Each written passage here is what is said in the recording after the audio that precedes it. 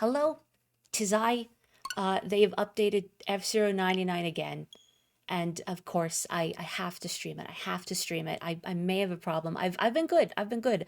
I've not really played it in a long time because, well, tired. Other things I need to do. And my gaming time was taken up by Asakura of Rice and Ruin, which I've already recommended heartily on other streams of mine, but I'm going to recommend again because I like that game a lot. Is good. Anywho, so there's a new mode added. I was hoping it would be in circulation, and it is. I'm just gonna pop into this at 1:30. So when it says 1:30, I'm just gonna pop in. What's my lucky rank? The Falcon. Okay, that'll be fine. So this Frozen World Tour is a series of, well, it says, yeah, three lap races. I think there's what, like 8 courses? I don't remember now. But I tried it once a couple days ago, just to see. I just wanted to know before streaming. And my observation is that it encouraged. Oh, the game's loud. I'll fix. Man, hang on. ちょっと待って。 Fix faster, Mori, before the game starts and you're left in the dust. Okay, I hope that's better. I hope this is better. Okay, cool. So I'm gonna try not to explode, but no promises. Hello. Much better. Cool. Thank you. So I'm out of practice. So bear with me. お願いします。 I'll do my best. Or maybe you don't want me to do my best. Maybe you want to watch me explode. Maybe it's fun for you, and that's okay. I accept that. Boom boom.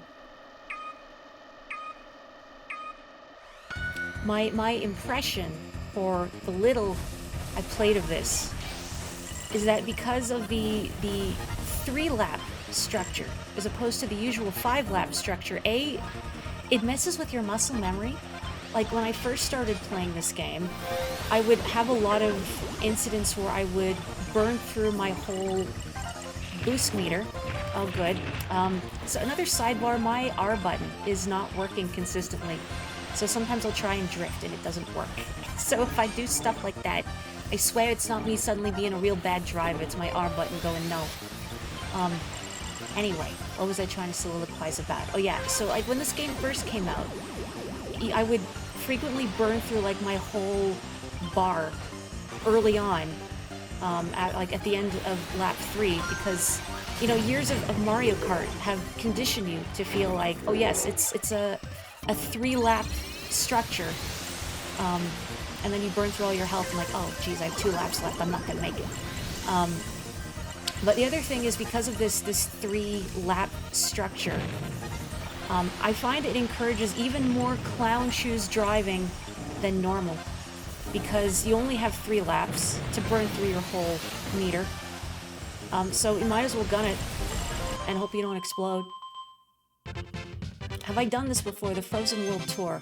The one time I tried it, I crashed out on the second last course. So I tried. There was an attempt. But I thought, no, I don't wanna play it a bunch before I stream it. I thought I want to stream it because it's a new update. So I'm hoping I'll get in a bigger lobby at the next, well, half hour, I guess. It's every half hour on the weekend. So it'll be a little crazier. Whoa, there's rainbow stars after people's names now? Can you go past 993 stars? What's this? I have not fully investigated this update. You tried many times and you almost got to the end, but crashed out in the last course and you were so upset. I'm so sorry. You didn't get in this lobby, did you, Joe? I know you said you might try and play, but that you're also going to see Shadow the Hedgehog later, which I am so jealous of. I mean, I need to see the first 2 Sonic movies. Fake fan! But it's not so much that I'm a fake fan. I love Sonic. I don't watch movies, so I don't really have an easy venue to watch them. I don't know where they're streaming, and I don't have a subscription anywhere, and I'm not getting a subscription anywhere just to watch Sonic. But I wanna see my boy Shadow on the big screen. Oh, you don't have enough time to play. Understandable. I mean, you gotta prepare yourself to go see my boy, Shadow. think I mentioned on stream before, but like before he was announced to be played by Keanu Reeves, I had a dream like the day before where there was like I forget the whole context, but I like met Keanu Reeves and like asked for his autograph, and he was really tall. I don't know how tall Keanu Reeves is in real life. I don't know if he's really tall or not, and also most people just feel tall to me because I'm short. Like there's no delineation really. Oh, by T Rascal, that was a good name. Yeah, so it's like my brain knew. Maybe my brain was like thinking about it because I know a lot of people had speculated, oh, I want to see Keanu Reeves as Shadow. Also, speaking of good names, Weird Salad is another good one. And what's a weird salad? What qualifies as a weird salad? I'm thinking of, and I shouldn't call it a weird salad, rip that person, Jonah Jams.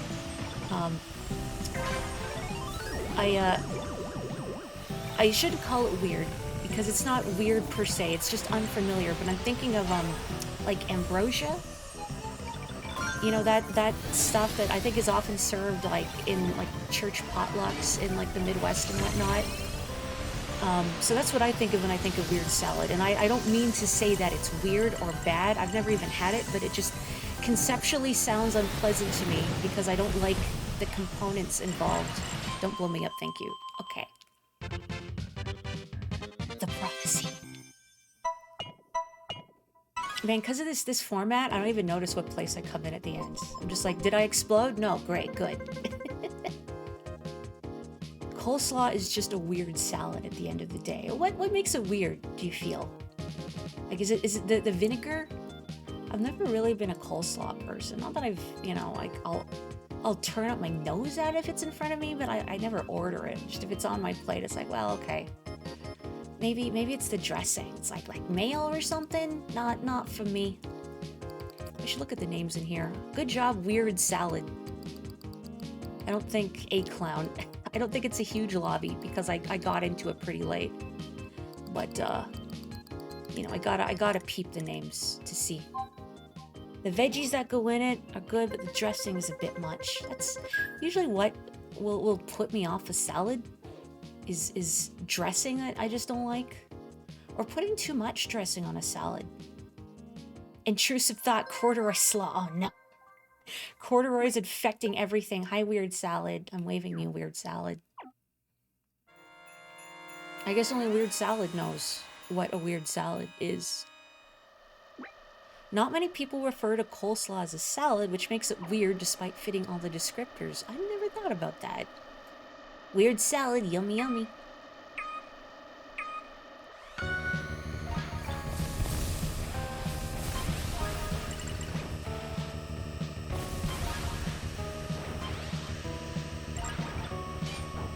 These tracks, I mean, even though I've raced on them a bunch, like they feel so foreign when they're winterized like this. And I feel turned around racing on them. I mean, it might also help if I actively paid attention to what version of the track I'm racing on at the start, which I've not been doing. I'm just like, which port town is this? Mirport Town 1? It's Mirport Town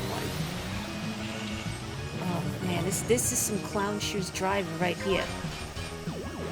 That's okay. I'm just trying not to explode, basically. Aren't we all really? At the end of the day, we as a society are just trying not to explode. Oh, that's not the right side for that. It's mirror. It's mirror. You know that the music in this game is still really good. Like something about that classic SNES sound font just has like this. If I describe it as a round sound, if I say the sound has like a roundness to it, that's going to sound insensible, but I feel like that's the best descriptor I have. It's lap 3. Why am I not losing? Because my brain is like 5 laps, forehead. Yeah, hit every wall. Good.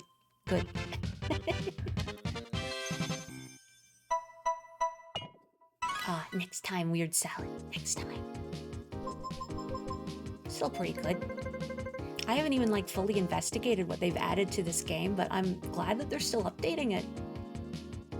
Like, honestly, if you have an NSO subscription, you know, just download it, try it. It's free if you have NSO. And maybe it won't click, I don't know, but it's a good no thoughts, head empty game when you just want to turn your brain off. You know, my advice is don't worry about it. Just zoom. If you explode, whatever, you know, it's quick to get to another race. Don't worry about it. But of course, if you blow somebody else up, that's great. Cackle maniacally. You've earned it. Suzuzo is that number 31 at the end. You know, that's why I learned Japanese, like what I mentioned in Okage last night. It's just to read stuff in video games and video game adjacent media. Like thank goodness I could read all the kanji in that map of the World Library in Okage. Not that I needed to be able to, but you know. God, what a miserable dungeon. I guess if you are unaware or watching this recording in the future or something, just last night I finished Okage, which was a delightfully charming game. Now, was it a good game? Now that is harder to say. Mechanically, it's a little rough. It's a little rough. Also, I must remember this is Baby Park 2. Oh, these slip zones. Those are nasty slip zones. Oh, good. Yeah, didn't need that. Didn't need that. But despite its flaws, I had a good time with Okage. I wish it could have been fully realized because it was sort of rushed out for the PS2 as like an early launch game, I think. And it would have been nice to see its concepts better explored. And also, I wish it had a better localization because I was mulling over the story last night, and I think what it does narratively is really cool. Oh no, Kurirai, goodbye. But some of its ideas are held back by the very inconsistent, is the nicest way I can put it, localization. Which is a shame. Like some of the story beats and some more impactful moments I think are kind of lost in the gobbledygook, the garbled translation. Like that was a very awkward game to read out the dialogue for because a lot of the time, genuinely, it was difficult to tell what kind of tone they were going for with how inconsistent the localization was. Out of my way. Thank you. Did I get 4th? That's pretty good, I think. I do not know how I did on the test, if you mean the JLPT. They don't give the results until the end of January, so they make you sweat it out. I think I only mentioned this on Plurk and not on stream, but so it's all done on a Scantron type test. You know, so you need your HB2 pencil. I was very meticulously filling in all the circles thinking, oh man, wouldn't it be terrible if I failed because I just didn't color in the circles thoroughly enough and they didn't scan.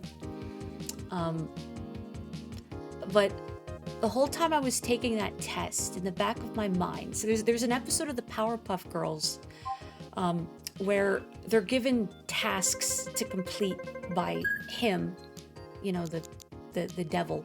If you've never seen the Powerpuff Girls, that's the character's name, him with a capital H. And he's given the girls a bunch of tasks to do before he will relinquish the professor. And there's a bit where they have to complete a test of his and get a perfect score. And it's all in a Scantron. And Blossom is sweating it out, you know, perfect grade A student, trying her best to do perfectly. And Buttercup is the delinquent, so, you know, she's gonna do bad. And then Bubbles, being Bubbles, just fills out the Scantron dots to make a picture of a flower. And like Blossom, I think it's like one question wrong. And of course, Buttercup just fails miserably. And then Bubbles, her beautiful flower drawing gets put into the Scantron and the machine explodes. Because I guess the power of her cute little flower was too much. So they win by default. And anyway, that's what was in the back of my mind the whole time. There were not enough Scantron dots to make a picture for the record. Not that I would have. But oh, my R button was not working there. Ooh. 98 vehicles versus one R button that only works sometimes. Sometimes. well, I guess it's not, it's 57, but you know what I mean. 56 vehicles versus one semi-functional R button. I've noticed it in Splatoon as well, which makes it very inconvenient because R is how you use your sub-weapon. And I like to use weapons that use splat bombs. I love to use splat bombs a lot. And when they are sort of an integral part of your play style, but your R button does not work a lot of the time, and you can't fire them off when you want to. It's a little messy, especially salmon run, trying to get rid of fly fish, you know, trying to make a quick lob of a bomb into their open baskets. But then my R button doesn't work. It's like, oh, well, never mind, I guess. Carry on, sir. Forget it. Excuse me. Thank you. Thank you for hitting that wall person in front of me. Appreciate it. Good luck. I don't know why I said good luck. Have fun. I guess good luck getting to the movie theater. I don't know what the crowds are going to be like. You know, a movie theater the weekend before Christmas, and also it's Sonic 3. I hope the crowds are well behaved. That's my biggest concern. Seeing any sort of film that has like a built-in nerdy fan base, I feel like I'm thinking of like a couple times in the past where I've seen movies in a theater with a built-in nerdy fan base, and a lot of them don't know how to behave in a setting like that. Specifically, I'm thinking of my brother and I went to go see the first rebuild of Evangelion movie, and we saw it subbed, I believe. And I guess because it was subbed, people thought, oh, we can just, you know, commentate over the movie. Like, there were a lot, and obviously not everyone in the theater, but just a few bad apples spoiling the experience. We did see the next movie in theaters, but it was the dub version, and I think because it was dubbed, unless people talk over it, we wouldn't be able to hear what was going on. People kept their mouths shut. Thank you.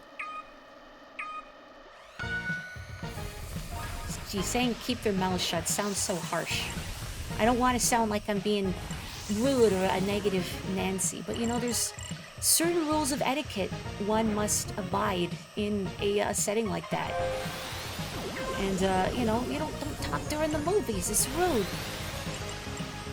You know, if you're watching something at home privately with friends, and you know you have like an agreement, like, yeah, we're gonna riff on the movie, we're gonna chat during it, whatever, that's fine. But when you're out with people in public, you know, please.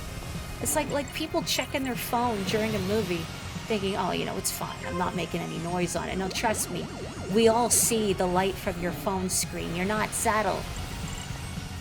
Gee, Maury, you have a lot of ire built up for someone who basically never watches movies. Oh.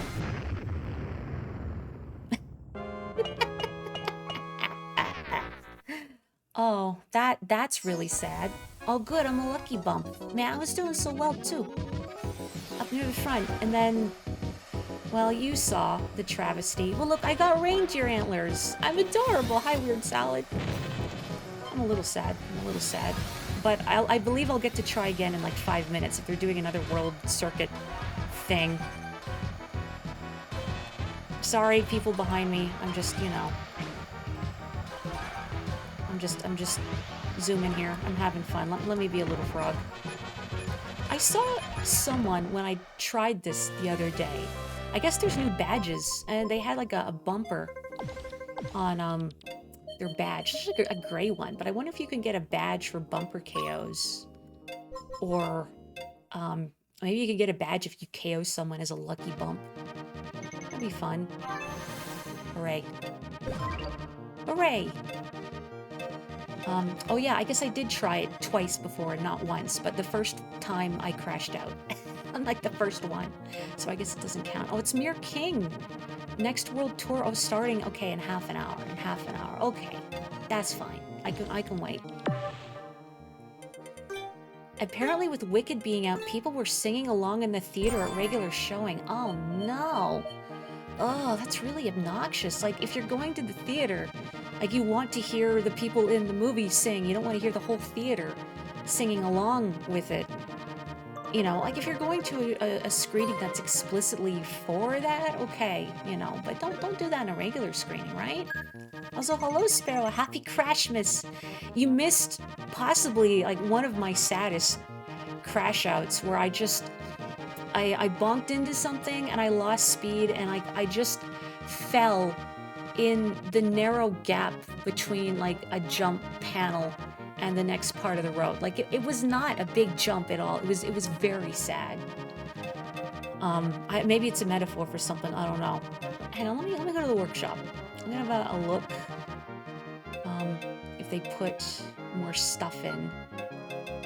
Oh yeah, I forgot. Too bad you can't put decals on the Satellaview cars, but whatever. I got all the other ones. I'm happy. Yeah, I haven't played in a while, so there's a lot that a lifetime total of 999 points from Team Skyways. I guess I have to play Team more often. I guess it's not retroactive, because I would have had that by now. Was it clipped? I mean, I can always go back and clip it after the fact. There's so many cool boosts that I don't have yet, but eventually, I suppose. I like that they have all these interesting ones, and also they're trying to incentivize people to play team battles more, which I think is a good idea. I like how they changed team battles. Let's see if I can spot any new badges. Donut. Sprinkles. Sprinkles. Boy, I'm 2 away from that. Oh, okay, as a bump. Oh yeah, that's right. You know, I forgot about the Ace League. Like, I came out, but I didn't really play it that much. I think because I was trying not to spend as much time in this game, knowing how addictive it can be. But at some point, I guess I should do that because that's, you know, the one trophy that I'm missing, and it's rankling me a little bit now. I gotta have it. I gotta have it. I'm gonna pop into the Mere King League right at like 9:59, the scary lobby. So we'll see. Will my dubiously functional R button allow me to live this time, as it did not last time? I don't know. I'm just mashing buttons, but we'll see. Part of me is like, gee, do I need another set of Joy-Cons because these ones are failing me? But, I mean, presumably the Switch 2 will be out sometime, maybe late next year. I don't know. So it's like, do I want to invest? I don't know. What do I want to drive as? Maybe because my R button is not the most functional thing, I might want to be the goose. Sahayan, hello, how are you? I hope you've been well. I only dipped my toe into the world circuit for like the second and a half time, and I was doing okay, and then I had a very sad crash out. You just got back from the Sonic film. It's funny, someone else just left to go see it.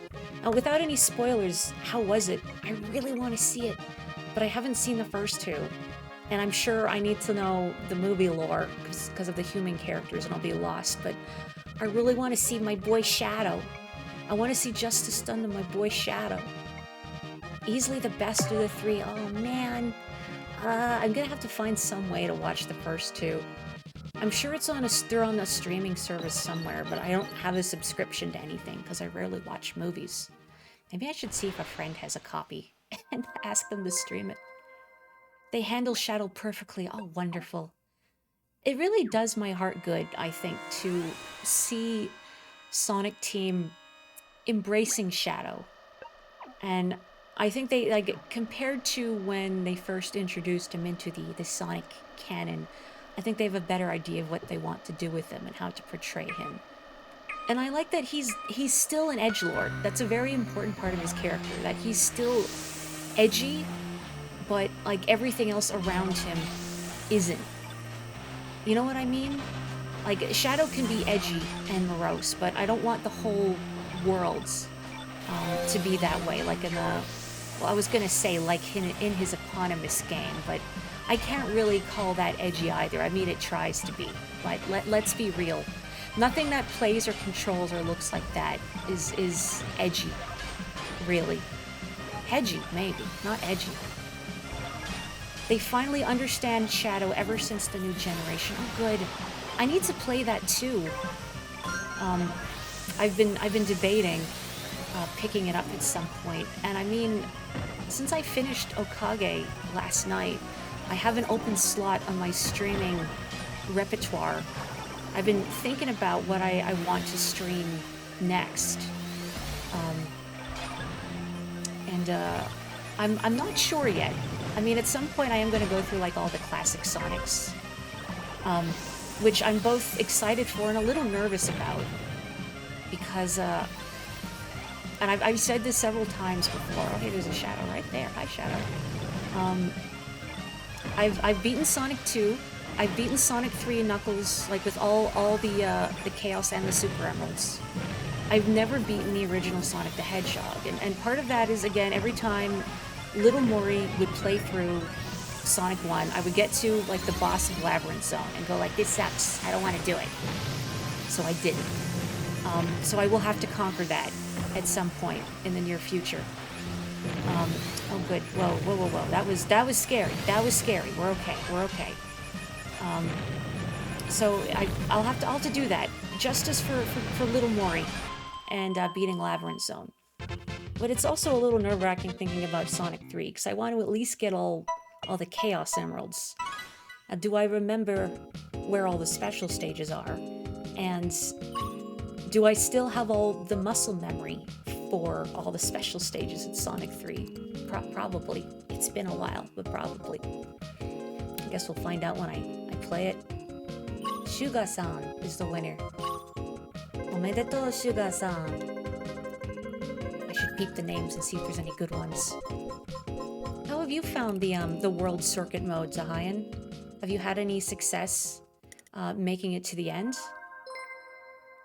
My first and a half attempts, I guess my very first attempt, I crashed out early because I realized, oh wait, there's only 3 laps. I need to burn through my boost, and I hit a red bumper, and it was not pretty. It was not pretty. My second attempt, I made it to the second last track, and then I exploded. But eventually. Oh, you survived. Very close to surviving the very first world tour ever, but died in the second last race. Oh no! That's still really impressive, though. But just making it that far, especially in a new mode that I'm sure, like, a lot of the really strong players in the community would have jumped on immediately, is quite impressive. And my observations is that it encourages even more clown shoes driving than normal, since you have 3 laps to burn through your boost meter, as opposed to 4. So you really gotta go ham. Oh, that's right, yeah, finales without rank ups is also rank outs, rather, is a big shakeout. Shake up? I will get my words right someday. Maybe not today, maybe not tomorrow, but someday. Oh, come on. Why would you do that to me? Why would you take away the zipper?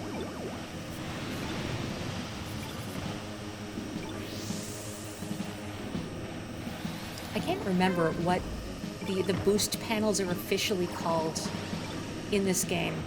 I call them zippers because I think it's either Mario Kart or Diddy Kong Racing specifically that's baked in that particular terminology in my brain. Like, oh yes, the yellow arrows that make you zip zoom real fast through zippers. What else would you call them? Get close to a skyway. Maybe a little risky here. There we go. Cool. Okay. Pardon me, everyone. Thank you. The old school community calls them zippers. Wonderful. I feel so validated. Shadow, no! Too edgy for this world. Too dark, too brooding. Zippers, dash plates, boost pads. Everyone calls them something different, but to me, it's gotta be zippers. I mean, I've played entirely too much Diddy Kong Racing throughout my life. to not call them zippers. Now, how much Diddy Kong Racing, Maury? Don't worry about it. Don't worry about it. A lot. A lot.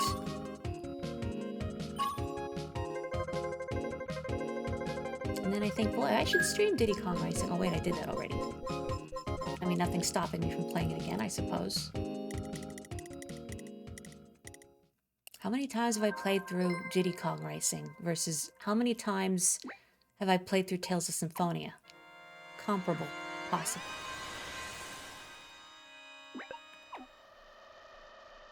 Where's my Tales of Racing spin-off, honestly?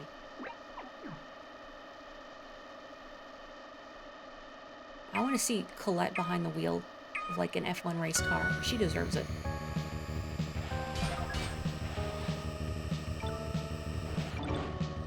Boy, that's kind of scary doing that when my R button only works sometimes. I think to myself, Maury, is it really worth driving through the mines at the very beginning like that? For like an extremely minimal advantage. And in some ways, no, not really. But in other ways, there's a part of my brain that goes, come on, Maury, what are you, a coward? Just do it, coward.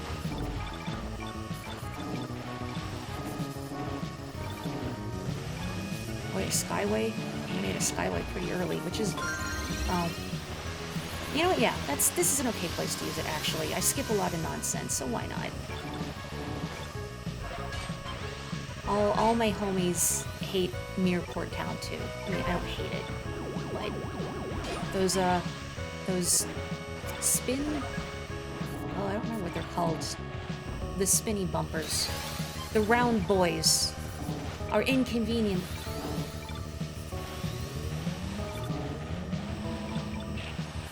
You know, these fellas. Spinny boys. That's what you call them, right? We got zippers, we got spinny boys. Oh, that was... okay. You know what? Sure. That was a calculated maneuver. I deliberately sandbagged there so I would hit that bumper, which I had just psychically sensed was on the verge of exploding. Oh, yeah, okay, I'll save that. Do I want to save it for lap 4? Not really. I need to make up some speed here, so let's just, yeah. Boogie, ohayou gozaimasu. O genki desu ka? Asa gohan o mada tabemasu ka? Do you have breakfast already? You know, I was thinking of you, Boogie, because I played the moon theme from DuckTales before stream, but arranged Toho style. And I thought, I bet Boogie would probably know, like, the bass Toho song that arrangement was made in the style of. Something Lunar Kingdom from number 5? Forgive me, I do not know my two who's. You drive through the first set of mines but avoid the second. Yeah, I think that's the sensible approach, because the first one, I think, is a reasonable advantage, but the second one doesn't really get you much. They go to the moon multiple times in Toho. I mean, I know there's, oh gosh, what's her name? The rabbit girl who has like a weird kana in her name. Yeah, I've hit the second one, the second mine field before. And I think, why did I do that? Why did I drive through that? That's not helping anybody. Gosh, why can't I think of the name of that Toho with the weird kana in her name?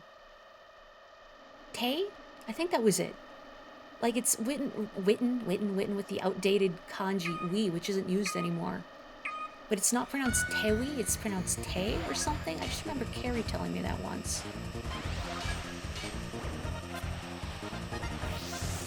Boy, I looked over briefly at chat to read about Toho, and I thought, wait, no, I'm driving. Do not read up on Toho while you are piloting a vehicle. Especially not one going at over 500 kilometers an hour.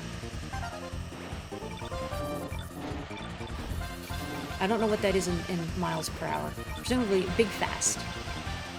I'm sure the Americans here can do the conversion. I'm just gonna make up some speed here.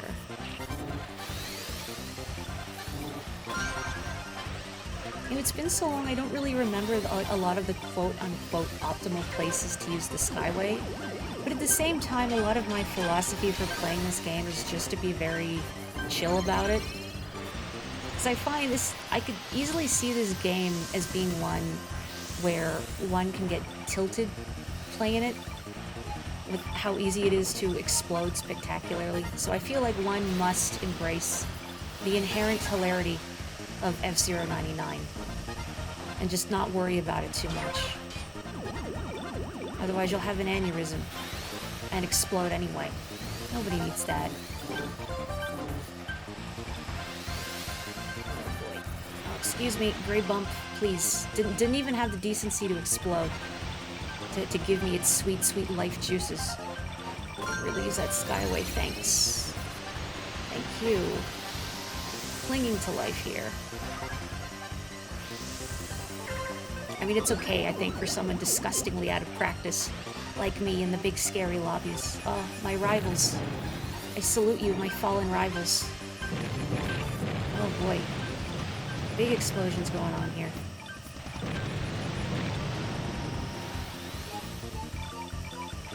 Okay, hopefully you should be okay.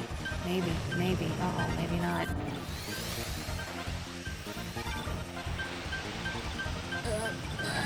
Yabai. Oh no. Rip. Ripperoni and cheese. Oh well. Still not bad, I think, for being in the scary lobby and having not played in a long time. Alas. You forgot your Switch on Xmas Travels? No. Oh, I'm sorry, Sparrow. When the S ranks expanded from 20 to 50 and were very punishing, a lot of people got tilted about their rank. I could easily see it.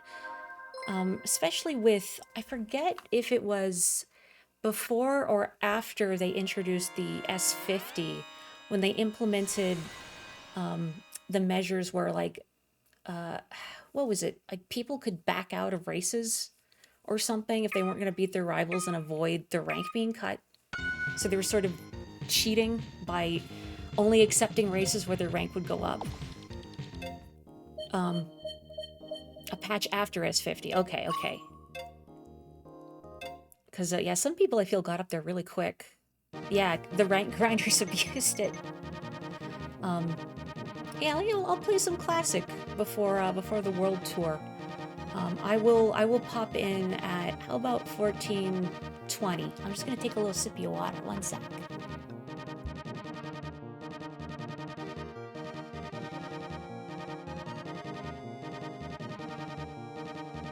I just noticed it shows my rank meter at the top there. You know, even now, I'm surprised that some people have gotten up to S50, although I do recall in an earlier patch they changed how, like, how much you would lose for not beating enough rivals. Because it felt like, especially if you weren't playing in a really crowded lobby, and there were only a few other people that weren't, like, right... Oh, Claire is here! Hi, Claire! That weren't, like, right next to your rank, but they were the closest ones, so they would be your rivals. And then if something went wrong, if you crashed out or they beat you, then you would lose a lot of bar, which made... Okay. Which made, trying to, climb up the ranks really frustrating, because it felt like, you know, 2 steps forward, 1 step back, 2 steps forward, 8 steps back, you know. Oh, posture check, thank you. You still remember the salt from Splat 1, folks, realizing rank was stored client-side. I didn't actually know that. My biggest memories of ranked in Splat 1 were, like, seesawing at A rank endlessly. The misery of the A rank seesaw. And I'm really glad they changed how the rank system worked in 2 and 3. Because that was rough. Like, you know, you win, you get points, and then you lose, and you would lose a lot more points than you would get for winning at the A rank level. And it's just, oh my god, it just felt like it would take forever to make any progress. And it could be undone so quickly in an instant. Which reminds me, I need to I want to get back to X rank in 3 so I can do X battles again. I didn't get back to X rank in the last season. I almost did. I had another like rank up series going and I forgot to finish it before the season reset. So I should get back on that. Maybe someday I won't even be a coward about playing Clam Blitz. I like splat zones.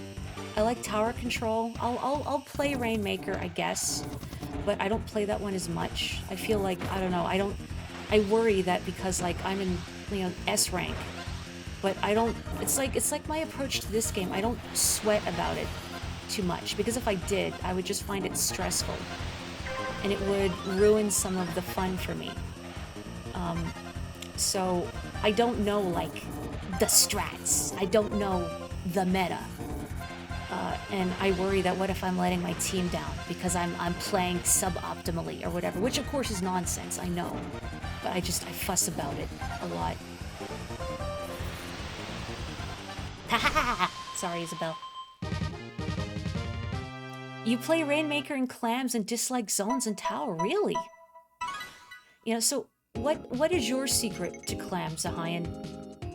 What gets me about Clams and why, like, when was the last time? The last time I did Clams was during like one of the monthly challenges where that was the mode. It was Rollers, I think. Anyway, oh, did I?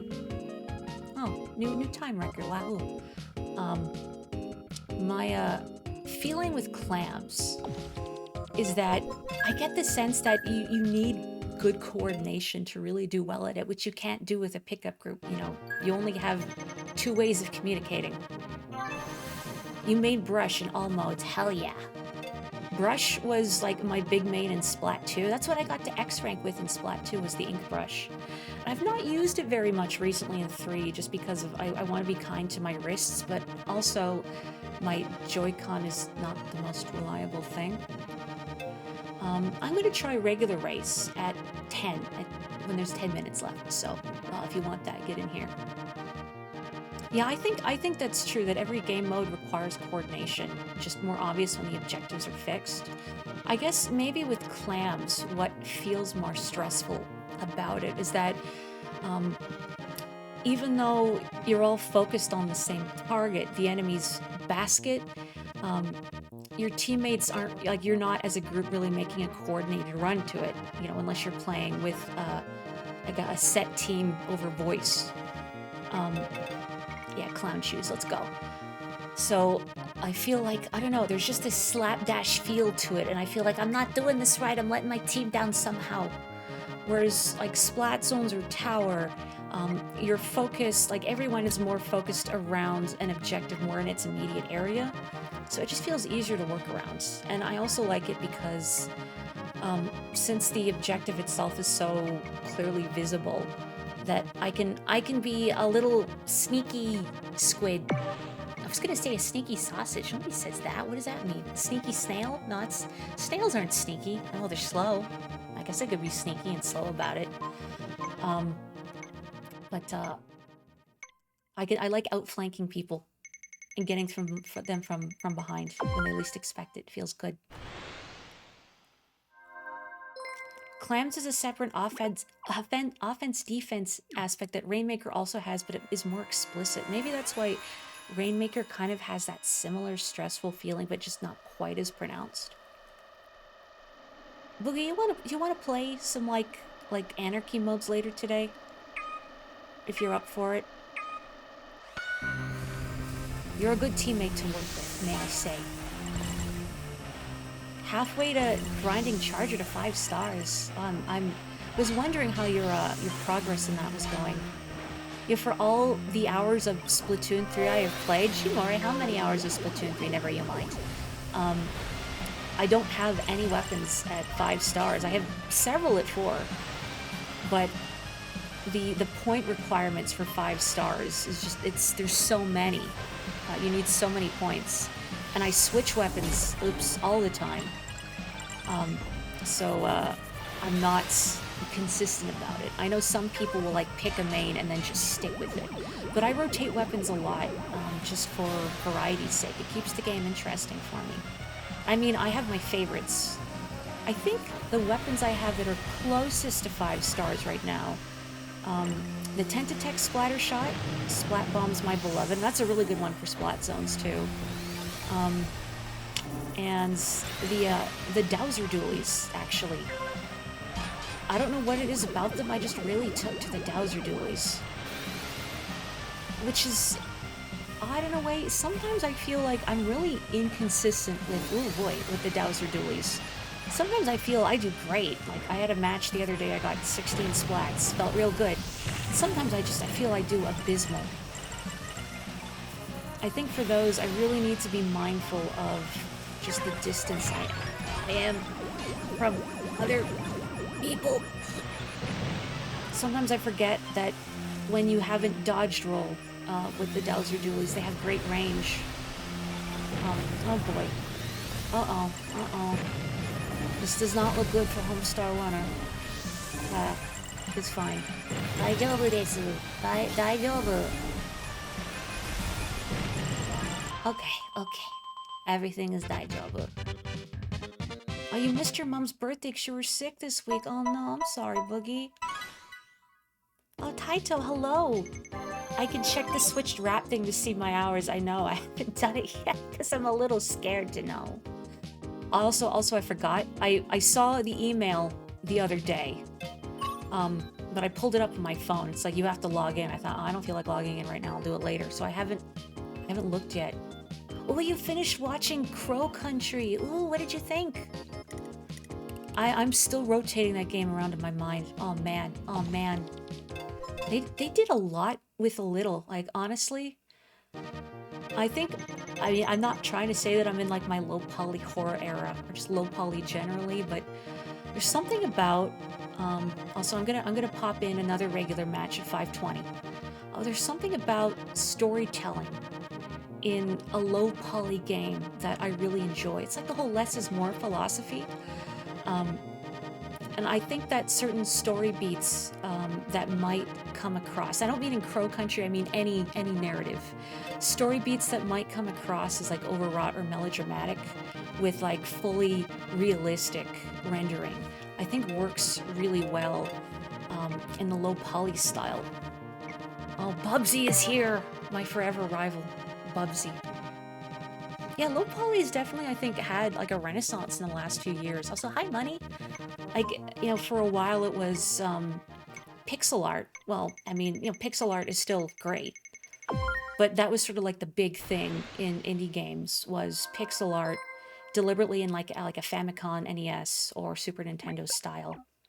I'm really sad Bubsy's not my rival. But now, like, I see a lot of low poly stuff, and I like the way it does storytelling. Yeah.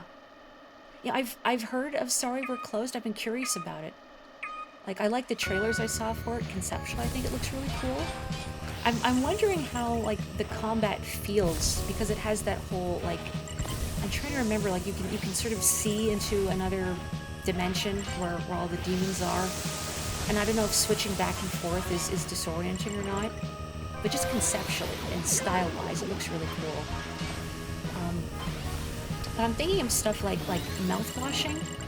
If anyone has played or seen that one played through, I thought mouthwashing was really cool and a great example of storytelling, I think, enhanced by its low poly aesthetic. Sort of like, it reminded me of the original Metal Gear Solid, sort of in the sense that, like, you know, the characters have these static faces. Oh, nice KO, Claire. Blood for the blood god. But I think because of that, it's sort of like horror in the sense where when you can't see everything, that your brain sort of naturally fills in the gaps, and it becomes more effective that way versus sort of having everything spoon-fed to you. Oh man, Claire, you KO'd them right before the pit too. Evil. Yeah, like mouthwashing did that really well. Metal Gear Solid, like Metal Gear Solid as well. Even though like you have these low poly models that don't even have like facial animations or lip flaps, like just the strength of the voice acting, the cinematography, just the animations, I think do a lot to carry the narrative. So you don't really notice that you're watching a bunch of low poly characters. You're just wrapped up in the story. You know, Mouthwashing felt like that. Crow Country felt like that. I like the animations in Crow Country a lot. Like I really, that red. I really enjoyed Mara, the protagonist, and how much of her personality comes through even though she's low poly. Just her animations and the way she talks. You've watched someone play Sorry We're Closed. You could definitely tell it was set in the fictional land of England. I never heard of that place. Weird. I bet it rains a lot there, though. Well, Bubsy is strong. Stronger than Mr. Potato Head. But not stronger than Yuffie from Final Fantasy VIII. Good for her. I've never played Final Fantasy VIII. Maybe someday? I don't know. I've heard it's an odd duck. Just next door to Wales. My great-grandparents are from Wales. I've never been. Be nice to see it someday, though. So I'm gonna chill, because I wanna pop into the world tour right when it starts. A, to have a full lobby. B, also, if I explode early, I'll have a chance to try again. But hopefully, I will make it. We'll see. You recommend visiting if you love outdoorsy holidays. Great for hiking. I do. I love just walking around a lot. Like when I was visiting DC, I walked a ton around there. Not just seeing, like museums and whatnot, but just walking about in nature in Virginia. Just there's a lot more to look at there at that particular time of year, especially like around fall. I love fall in Virginia because the trees are actually full of bright, colorful leaves versus how dry it is here. Everything just shrivels and falls off right away. Yeah, Mara's lines give us such a close feel of her personality. Just the way she talks. Even in a game without voice acting, just the personality really comes through.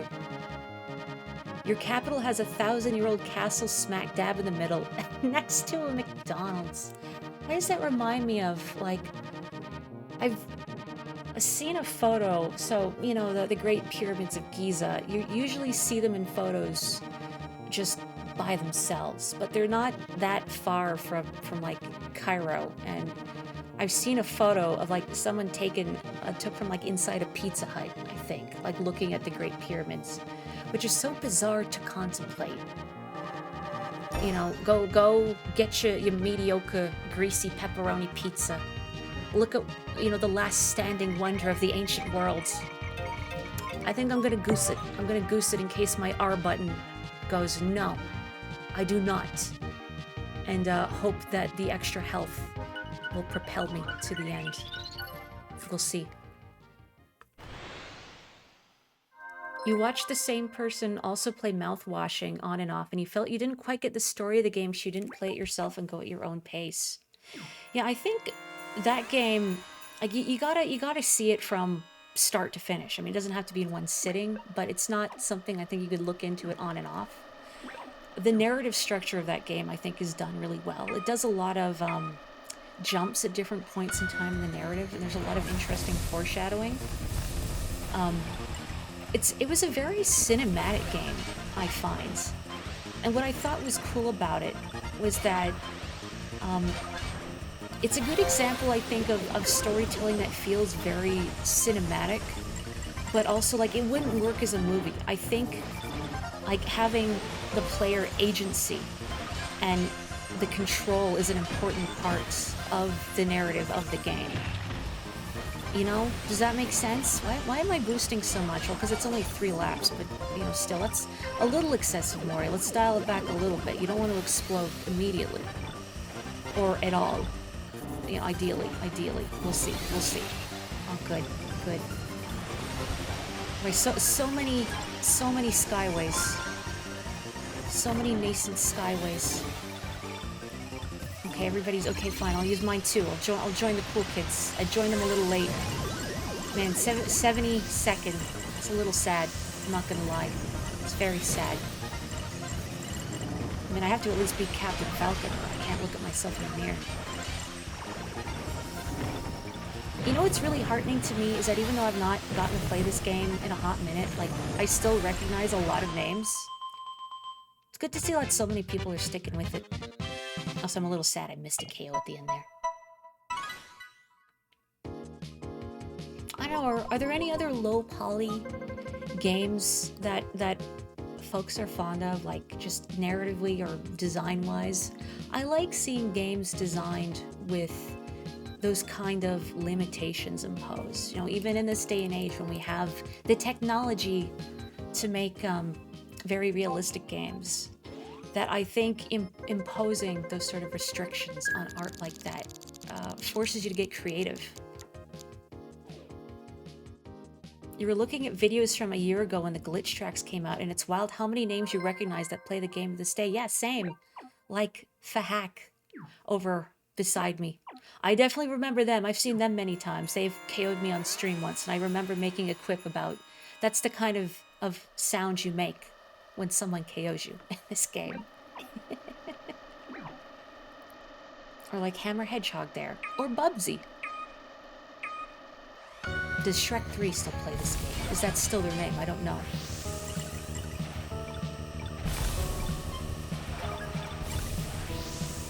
Does that say low-tier cod?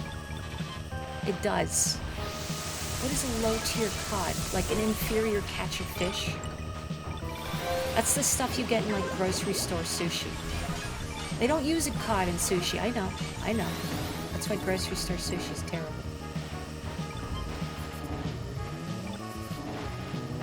Maybe somewhere there's good grocery store sushi, but I've yet to encounter it. Such a thing as a myth. The white whale of the food world.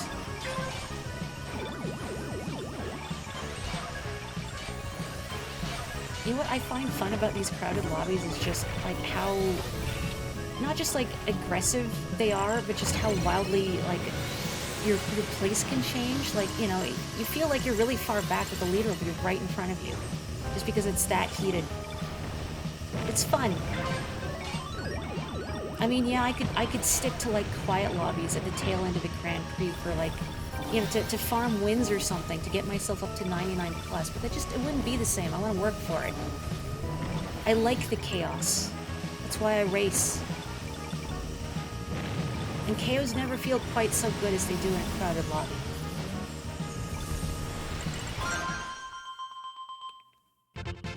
You've had really good grocery store sushi once, but half a year later that counter was closed down. Oh. Where did you get magical good grocery store sushi, Joanna? You like found the promised land, and then I guess they closed the promised land down. Oh, COD is it the F-Zero Discord joke for people asking where code for private lobbies? You set some really good passcodes, by the way, Zahayan. I appreciated the commitment to the bit. In Japan, there's good grocery store sushi. That's true. I mean, like, I've heard, like, unilaterally from people that, like, convenience store food in Japan is genuinely great. All the good counters in supermarkets and grocery stores are disappearing. I mean, can they at least let me find them and experience them before they disappear? That's true. Companies want to save money. That is true. Everybody's cheaping out. Prices are going up. Quality's going down. Things are getting smaller. Don't think I don't notice. Even at my own job, at a coffee shop, I've witnessed over the years that the pastries get smaller and smaller. You know, like maybe customers don't notice, but when you see them every day, oh, believe me, the baristas know. We know.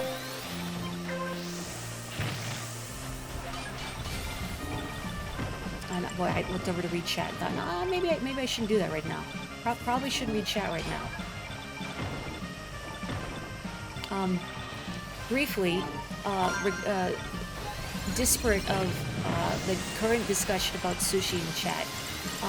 Joanne, I was thinking about you just yesterday because I saw they're announcing that they're doing like a remaster, I guess, or like a re-release of Off, which is a game I indelibly associate with you because that's how I first found you was Off. many years ago. And it's wild to think of how long it has been since that game came out. Actually, maybe I shouldn't think about how long it's been since that game came out, because I'll have an aneurysm. But it'll be cool to revisit that game again and to see the extra stuff added. Although I heard briefly, I read this on a Tumblr post, and it was late at night, and I was too tired to go verify it myself. But I heard something about there's licensing or rights issues with the original soundtrack. So the music is going to be different. And I thought, what do you mean no pepper steak? What do you mean no pepper steak? Shrinkflation is real. Grocery store sushi is almost always too dry for you. Yeah, same. That's, I think, like the biggest sticking point. Aside from just the ingredient qualities, that the rice is terrible. Like, I'm not too far from an actual sushi restaurant, and it's like night and day. Like, their rice is excellent. And they say they import their rice from Hokkaido too. And like their rice is always fresh and fluffy versus like this dry, crusty, well, not crusty, I hope, grocery store rice. 2 different friends send you info about the off remaster. You're like the off girl in our heads. There's Joanna. Just, I don't know, like, there's a few games I associate with you, but that's like the big one. Like Val. I hope Val is doing well. I just associate them with Doom and other such FPS games. I guess it's just a thing I do. I tend to associate things with people. You know, and then when I encounter them, I always think of that person. Yeah, how can you have off without pepper steak, really? It's an institution.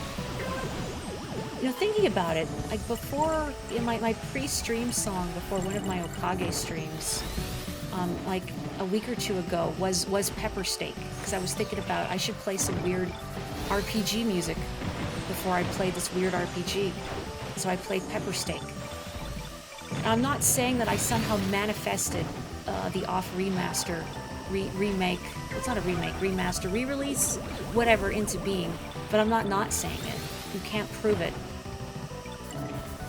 I'm also eager to experience it because I've heard the translation has been updated, like by the same person who did, I think, the original English translation, but it's just been cleaned up and adjusted, and some things I think like the clarity has been improved on. I wouldn't be able to say what exactly because my French is basically non-existent. You know, all the French I learned in elementary school gone. Not all of it, but most of it. All the important stuff. And my accent is abhorrent besides.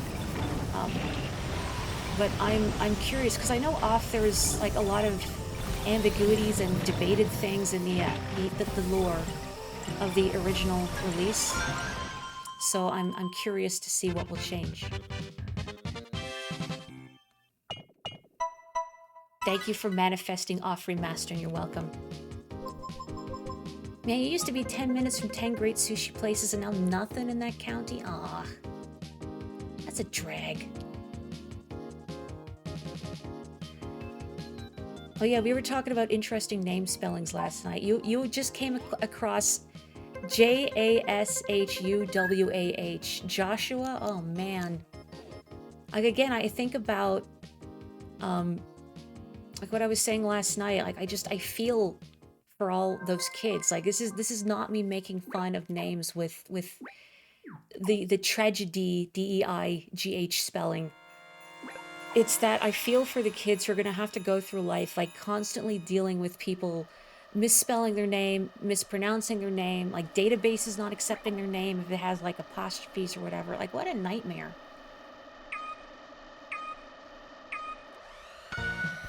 This is an FCD event lobby. No wonder it's sweatier than normal. And why, like, there's so many names I recognize. Like, Misa's in here, I'm pretty sure.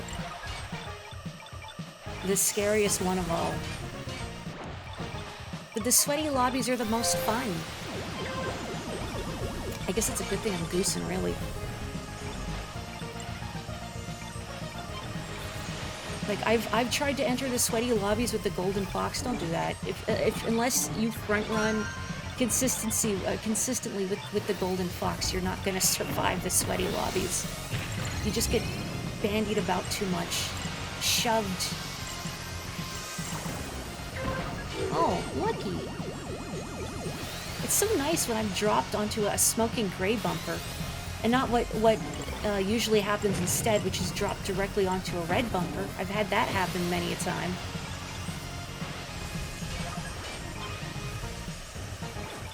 Oh, excuse me.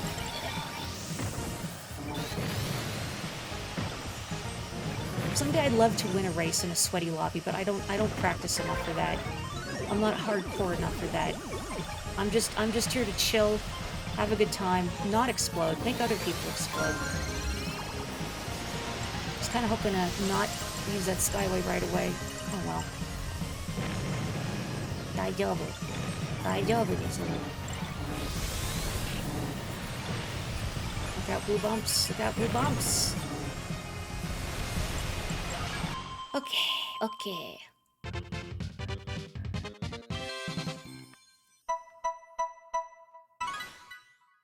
You have a friend who's somehow in the jury system with 2 or 3 various versions of her name. Oh, no. Mom, where did you get the idea for my name? Oh, it was just my favorite database resiliency test I'd found at work. What's that XKCD strip? Little Bobby Tables? You know the one. Maybe you know the one. There's an XKD strip for everything. JASHUWAH is such a baby food name. Joshua. Yeah, Little Bobby Tables. Bobby Drop Tables, that's the one.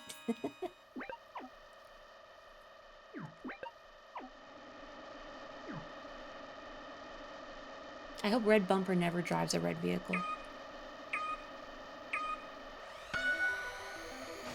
Excuse me. Oh, thank you for linking it so people who aren't familiar can see Little Bobby Tables. Whoa. That really wasn't worth the risk. I did it. It's pretty swish, but it wasn't worth the risk.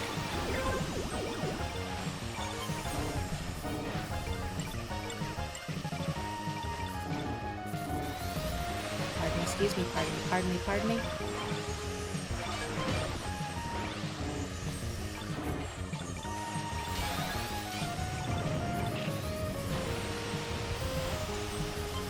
I gotta focus. Well, maybe. Like, my brain sees white land too and thinks, okay, this is serious business mode. You know, put up or shut up. It's do or die. But, no, it's not rank out season yet. Not yet. Still not doing great, though. Yeah, it's just, whoa, wait. Don't do that. Why would you drag me all the way to the side like that? Excuse me. Ooh, somebody's smoking beneath me. Yes! I mean, I better, like, you know, get with it here. Uh-oh. I'm gonna rank out. And otherwise that KO will be meaningless. Okay, I'm gonna go a little risky here and boost extra, which I shouldn't, but, you know.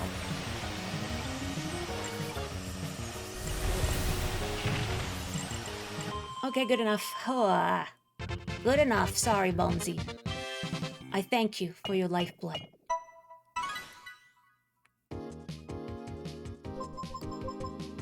Oh, is that what your name is from, Taito?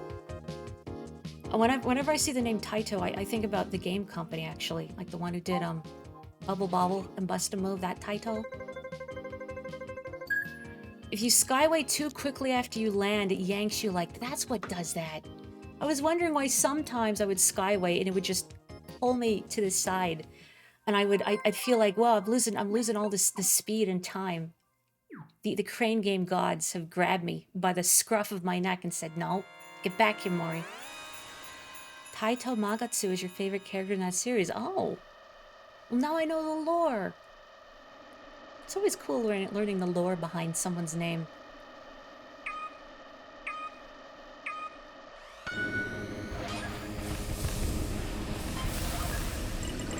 I wonder if Demon Louis is named after the Louis from Pikmin, which I think I've pondered before. I don't know, and probably not. You never know.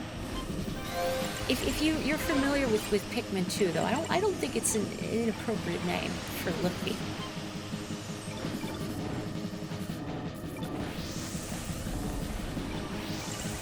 Okay, gotta focus. Baby Park 2, and it's slippery.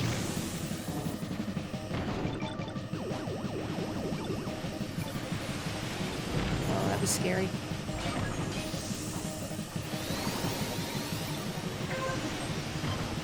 I have this extra health, so I think I should boost it a little bit more, since this is a sweaty lobby.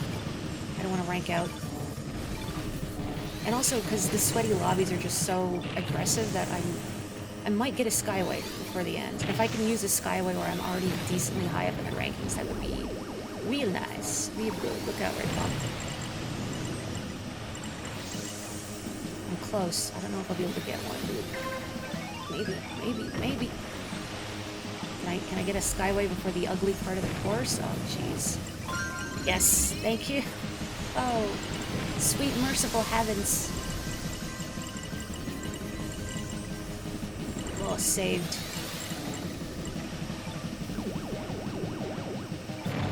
Oh, I wanted that great bone. Oh,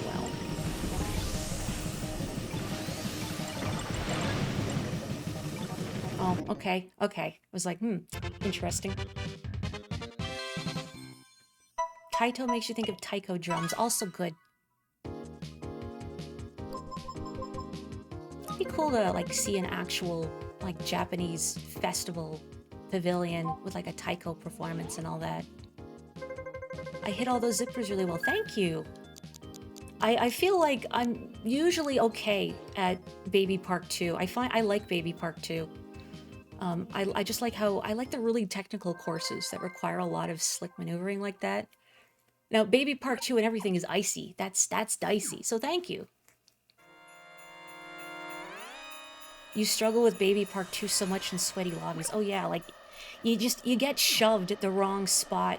Like, especially on the right angled turns. Like, ugh, you just bounce. It ain't pretty.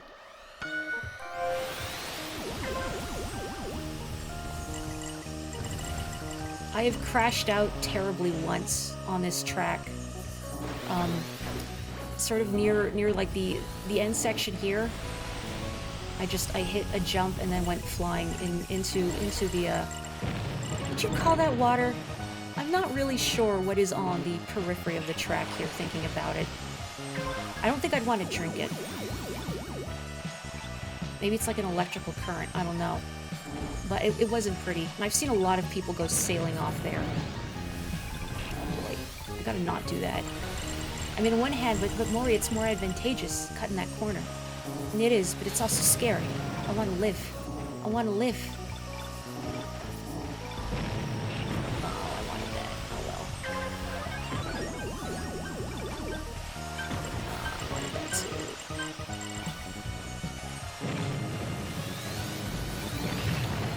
Oh, Mori, don't choke. Don't choke. Wow. Scary.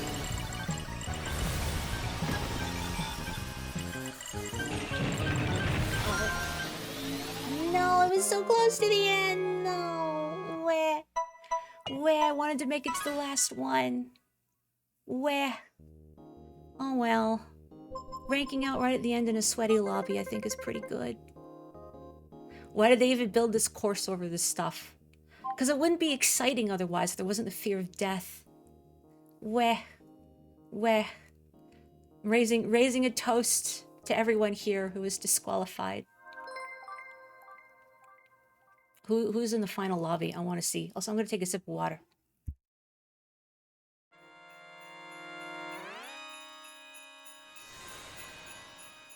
Yeah, you're right. I should have been riskier with the jump. A low-tier COD is here. Silence 2 is such a shredder. Other streamers open channel predictions for people to guess how many crash outs there are. That's great. Yeah, a lot of names I recognize, actually. I recognize Yazo. I recognize Dez, Dandelion, Xenon Soul. I wonder if low-tier COD is someone I've seen before, but they've just changed their name. I've seen Side Assign before. I've seen, yeah, like Fenord and Garrison, Minsk. Oh man, I never see these out loud. Telemark I've seen before. I could have. Misa was in this lobby. I guess he didn't make it. Man, it's a meat grinder here. Good luck, Des. Ganbatte. Misa crashed in Mute City at the line. Oh, did he? Oh no.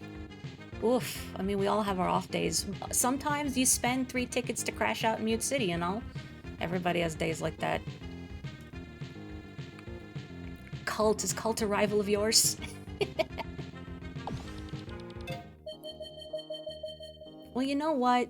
Ranking out at the end still, I think, is pretty respectable in the sweaty lobby. Especially for someone who hasn't played in a while. I will make it to the end, though. Mark my words, I shall. I shall not be deterred. Your one-sided arch-nemesis. I think it's funnier when the rivalry is one-sided. Ooh, the Ace League. I've barely played the Ace League. I want to do that. Maybe I'll do a team battle in the interim. I'm going to pop into a team lobby at 6:30 and try that out. Nox, hello. Oh, thank you, Zahayan. Yeah, it's definitely easy to get rusty when you've not played in a while. You gotta sort of rebuild the muscle memory. And especially the Satellaview tracks, because I've not played them very much, they're not baked into my brain as thoroughly as they ought to be. Nox, I hope you're feeling better. I'm worried about you. I'm sending you good vibes and Onyx blessings. I left an Onyx in your Discord server for you and everyone else. What do I want to be? You know, let's be Clown Shoes for now. Your conception of F-Zero tracks is that they're very high above the ground, and the outsides are actually very tall falls to the ground. And it's like that in F-Zero X and F-Zero GX. The next 2 GPs in the World Tour are FCD events. Oh, heck yeah. No, I want the sweaty lobbies. I want the scary lobbies. He is perfectly noodly and majestic. Wonderful. Like a painting. He loves to do that. He, whenever I get home, or just if I walk by him, by the kitchen like that, he loves to flop over at my feet and do that big, luxurious stretch.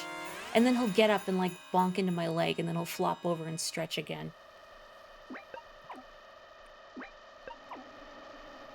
He's a sweet cat, but, very rowdy. He definitely woke me up a couple times last night because he decided it's silly time. I'm gonna run around all over the place. I'm gonna like run across your bed. I have this pillow I sort of keep on the edge of my bed that I found he likes sitting on, and I don't know what it is. Something about the texture of it. I wonder if a hack deliberately crashed out early for those bump points. I would not be surprised, especially if you want that bump medal, the badge. Everybody's crashing out for the bump points. Seasonally appropriate map. I'm so glad they brought back this event. Well, I mean, it's not exactly the same, but rather, I'm glad they brought back the bumpers with the cute antlers. Like, they didn't have to do that. They didn't have to put as much effort as they did into this free NSO game that a lot of people derided when that initial trailer dropped. But gosh darn it, it's good. And the reindeer bumps are cute. They're still a menace, but they're cute. How can you hate them with their little frog faces and their antlers? Maybe you can hate them a little bit, and I understand. Sometimes I too hate them. When an ill-placed red leads to an embarrassing crash. How many first-place victories have I tragically lost at the very last second because I hit one of the red bumps that just form a wall when you're in the lead? But that's what makes it exciting. You know, it's risky being a front runner because of all the bumpers up there. And it feels really good if you weave between them, and it feels really bad if you don't. You went through a bumper phase yesterday to get new badges. Did you KO anyone as a bumper? I think I've only ever done that once, maybe twice. But on one hand you feel bad, on the other hand it's hee hee hee. Oh, my bot self crashed out. Good job. CPU controlled me. Still not feeling great, but you miss streaming, so it's been a struggle. Oh, Nox. Well, we'll be here for you whenever you feel well and go back to streaming. You know, there's never any pressure to do it all the time. Wow, a tie.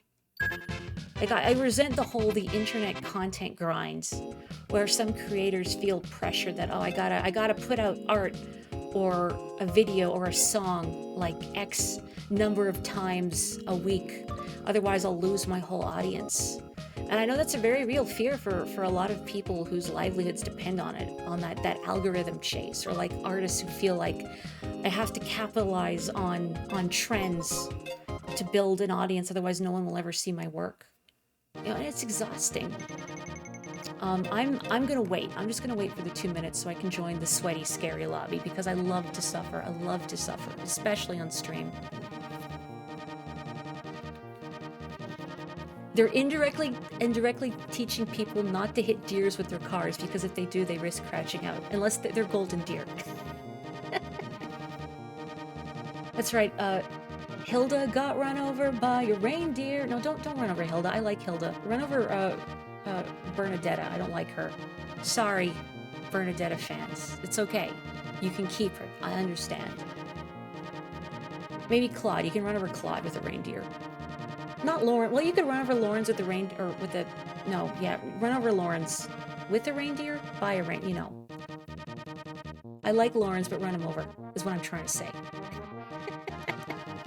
Depends on which Lawrence. I mean, like which version of Lawrence in Fire Emblem or Lawrence from a different form of media. Like pre or post time skip Lawrence. I will say, like, post time skip Lawrence, when I played through Three Houses, like I was playing blind, so I didn't see anyone's time skip portraits until I encountered them, and I cracked up at Lawrence and also Ferdinand. They made me laugh really hard. Pre or post time skip, both of them. Run them both over. I'm gonna take another sip of water. I should probably do that. Hang on.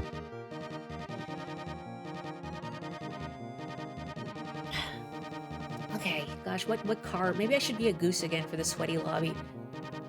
Like, I was briefly thinking I should box again, you know, drive like a maniac, and then I just remembered what I was saying like 5 minutes ago. Don't be the fox in the sweaty lobby unless you can confidently front run, else you will have a bad time with all the shoving going on. One of these days I should play the other routes in Three Houses. I keep thinking about it, but Fire Emblem is such a time commitment, and also I don't really want to do the academy phases again.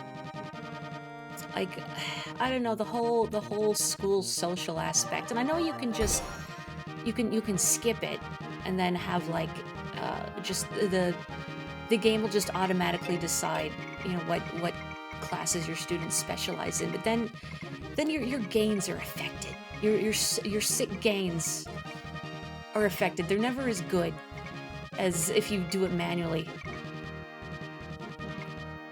Oh wait, there's a Japanese name and I missed it. I wanted to read it. Sakura Rinku.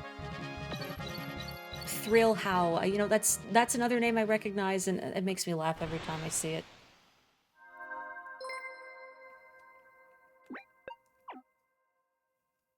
You hope the next Fire Emblem game has the game design of Engage with the story and characters of Three Houses. That's what I've heard, is that Engage is good mechanically, but the story and designs are just a travesty. And that you can't take it seriously. And I know myself, and I think a lot of people, when they saw Alir's design, thought they looked like a VTuber. And specifically, I thought they remind me very strongly of a specific VTuber, and then I checked and it was the same artist that designed both. But it's not just like the colorful outfit, it's a lot of traits of their design, like the bi-colored hair, just like that, the forelock that sort of crosses over itself between their eyes, just certain bits of costume design.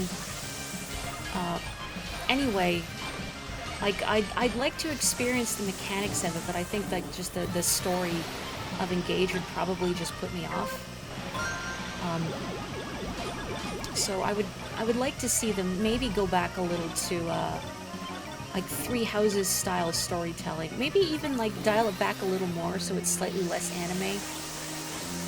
I mean, don't get me wrong, I like some anime cheese. I like Danganronpa, I know. But it feels jarring compared to the earlier Fire Emblems. Not that I mind, I still like Three Houses. And Three Houses felt more like a return to form of earlier Fire Emblems, with a better focus on world building than some other newer entries. I am looking directly at you, Fates, which I never finished Birthright. I did most of Birthright, and then I think I just stopped because it was too dopey to continue, or I just didn't feel like it. You know, it's like, okay, you know what? Nah. This whole story feels like it's insulting at this point. I don't want it, and I didn't. Can I have a KO? No. You've gotten used to male Aleer. Female Aleer, the hair just doesn't mesh well. It doesn't. I think it's more egregious because of how long it is. Delinquent percent run. I'm just the absent teacher. I never go to class. There was one line in Engage that just put the last nail in the coffin for you not taking it seriously. What is the line? I'm terribly curious. Good to see so many names I recognize. I don't think there was like a specific moment in Fates that put me off. It was a lot of little moments, and I don't really remember a lot of the plot. It's tenure percent. I can be a delinquent professor. It's kind of a spoiler. Oh, okay. Maybe I shouldn't ask what the line is. I mean, personally, I wouldn't be super broken up about a spoiler for Engage, just because I don't feel like it would be a story that I would get really wrapped up in to begin with based on what I've heard of it, and knowing what my taste in narratives is.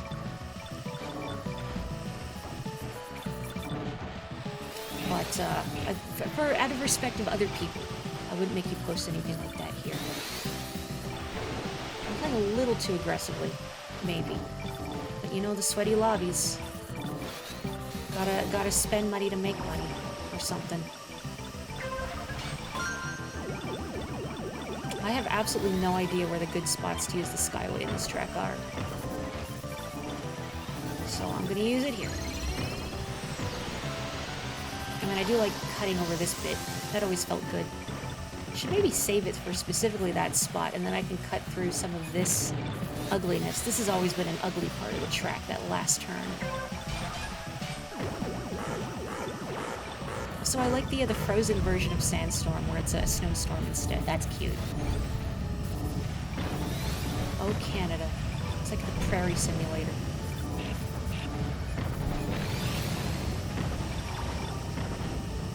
And I'm losing a ton of health being shoved as a goose. I would not survive as a fox. Oops. Well, I mean, I'm not going to survive anyway if I continue to drive like that. El Speedo! No! You gotta mourn the good names. Good. Save it a little longer. Okay. It's kind of an ugly start to the Skyway, but I got in the zipper. I'll take it. Okay. Did I maybe beat a couple rivals? I hope so. Birthrights is just boring in gameplay and story. Fates has really strong gameplay, but an atrocious story. It's even worse than Birthright. Oh, good. Conquest. I figured that's what you meant, but I've heard that Conquest is harder, but I don't really know how accurate that is. I mean, Birthright wasn't hard. I was just playing on normal mode, though. I feel like Fire Emblem's a game I should probably just start playing on hard by default. Usually, like, if I'm playing a game for the first time, I just play on normal difficulty. Unless a game lets you adjust it on the fly, and I start thinking, this is too easy. I need to crank it up. Like Persona 5, I cranked the difficulty up, and I realized, no, this is too easy. Conquest story makes no sense, full of plot holes, and just ruins the characters. Was there much to ruin in the first place? Yeah, maybe there was a little bit. One of my one of the flaws I found, the many flaws I found with Birthright, and not just Birthright, Awakening had this problem too, although not quite as notably, is that a lot of characters have one personality trait. And like in every support conversation, like they will bring up that one personality trait. Like, what's her face? Setsuno? The archer whose thing is falling into traps. Like every single support conversation with her is about her falling into a trap or something. Like, come on, give me some fresh material. Oh no, I was saving my Skyway thinking I won't get the eat, and I got the eat. Heck. Heck. But wait, I could still make into another lobby for the Ace League. It's fine. Rank out jump scare. I got cocky. I thought, oh, I'll make it. I'll be fine. Now, usually I would take it as my sacred mission to make other people miserable as a blue bump, but I wanna get into another Ace lobby. So. Plus, there's much to ruin. Shots fired. I'm right. I'm right. Okay, I'm just gonna pop in here. Boof. Let me have this. I'm gonna stick around until the next world circuit, and then I'm gonna stop streaming for the afternoon and give my hands a break. Probably get some other stuff done. I wanna draw some Crow Country art. I'm still thinking about that game. Man, really cool. It takes the tiny piece of silver lining of the ruins and just puts a blowtorch to it. You know, weirdly, you're almost making me curious. No, not enough to play Conquest, God no. But I don't know. Maybe there's like a Let's Play of it out there or something. So I can appreciate air quotes the story beats without actually having to play through the story beats for myself. Because that's what Let's Plays, I think, are great for, are showcasing games that you don't want to play through or can't play through yourself.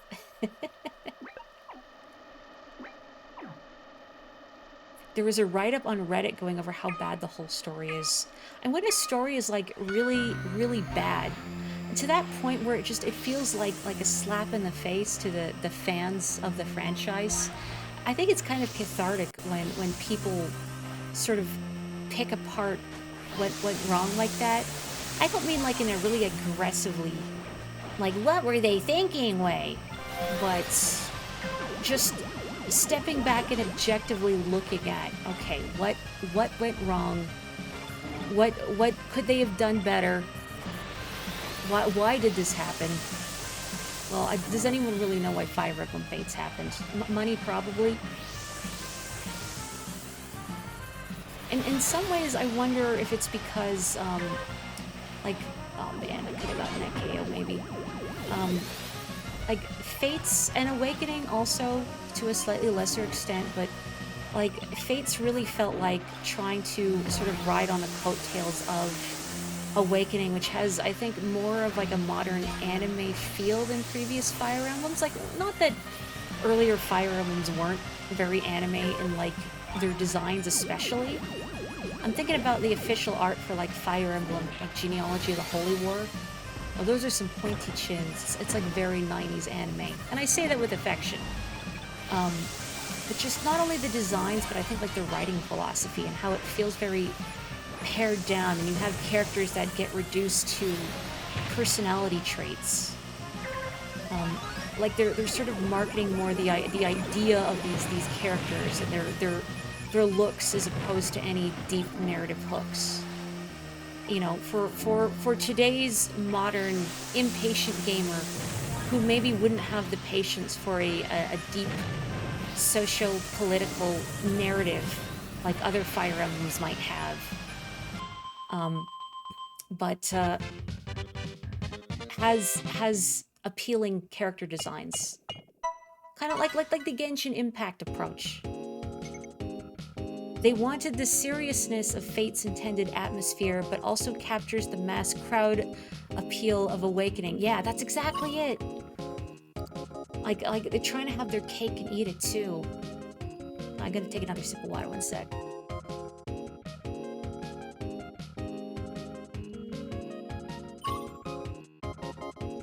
like a lot of the writing of You're Under Arrest. Yeah, it's not a series I've seen. I've heard of it. I've not seen it, but I know it's not like a problem that's unique to Fire Emblem by any means. There's a lot of series out there where characters will have like one or two defining traits, and that's it.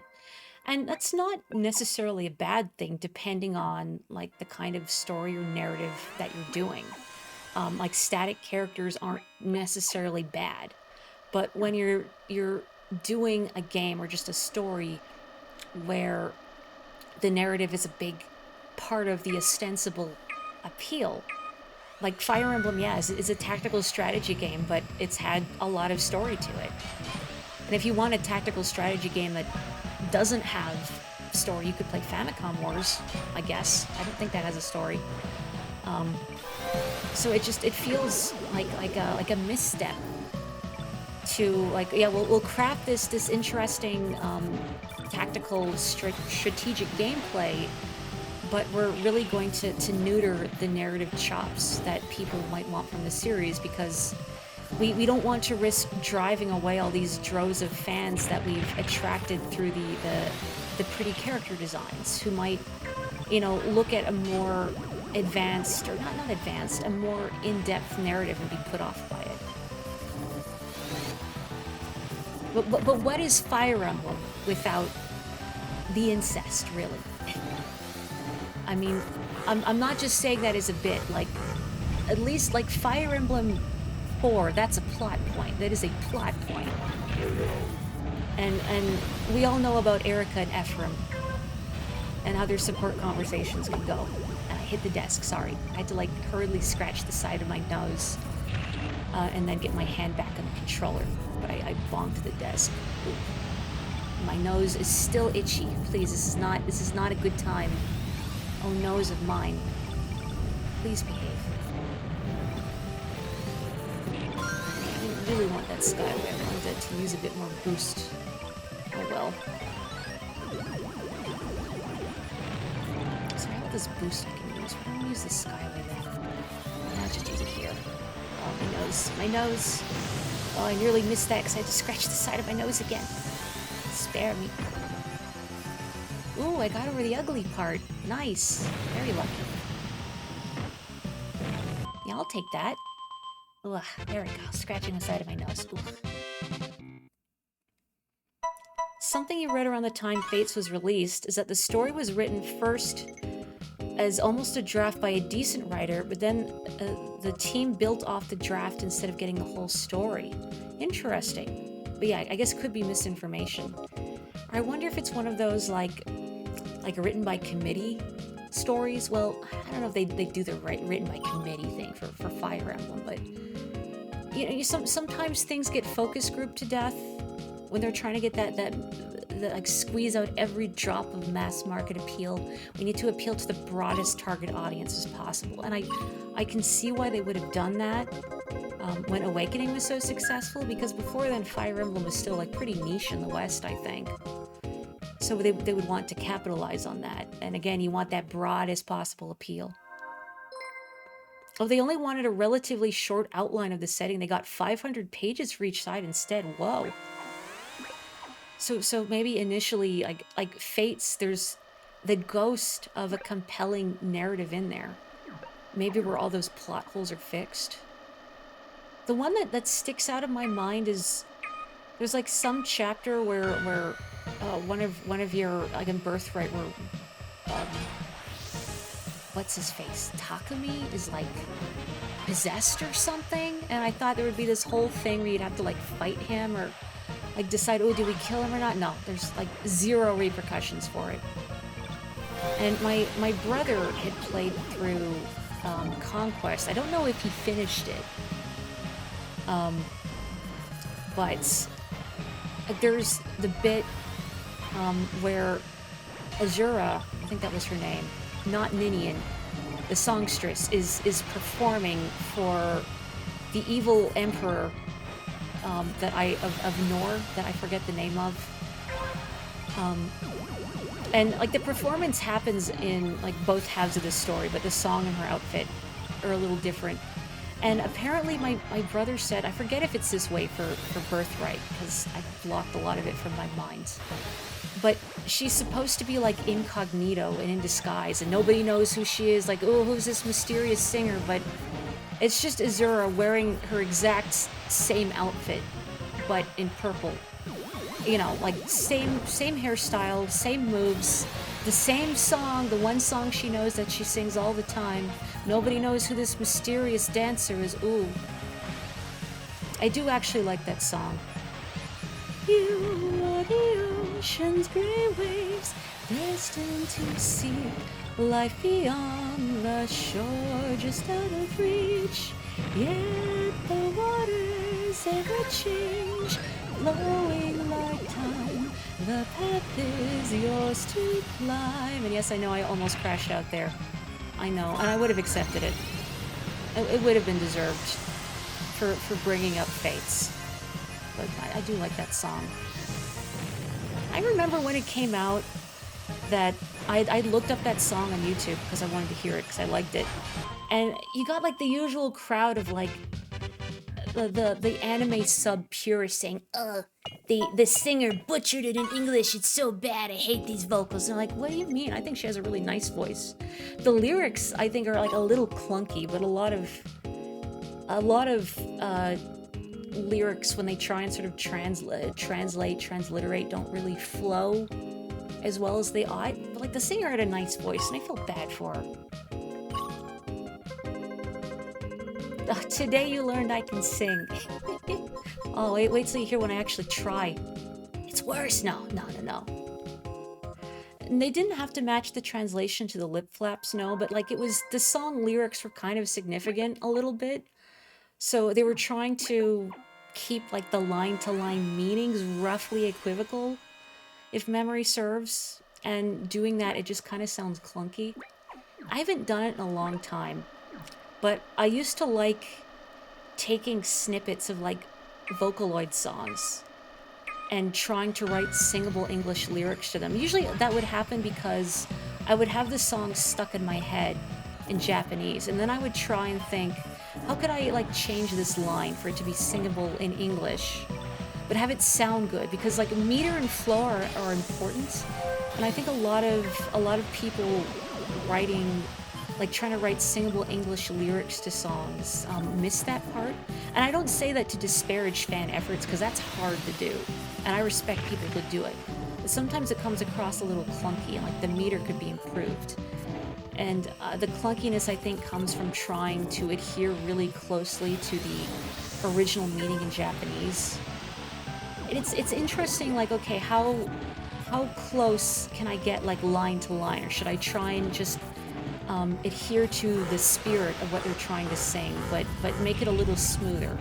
How integral is it that each line is accurate? What are they trying to convey through the lyrics of this song?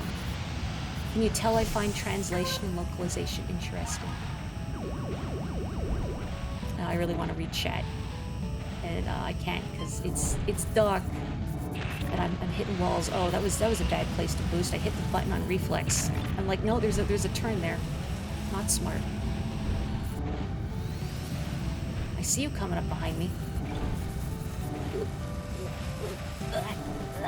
You know what? That's fine. That's fine. Better that than I hit the red.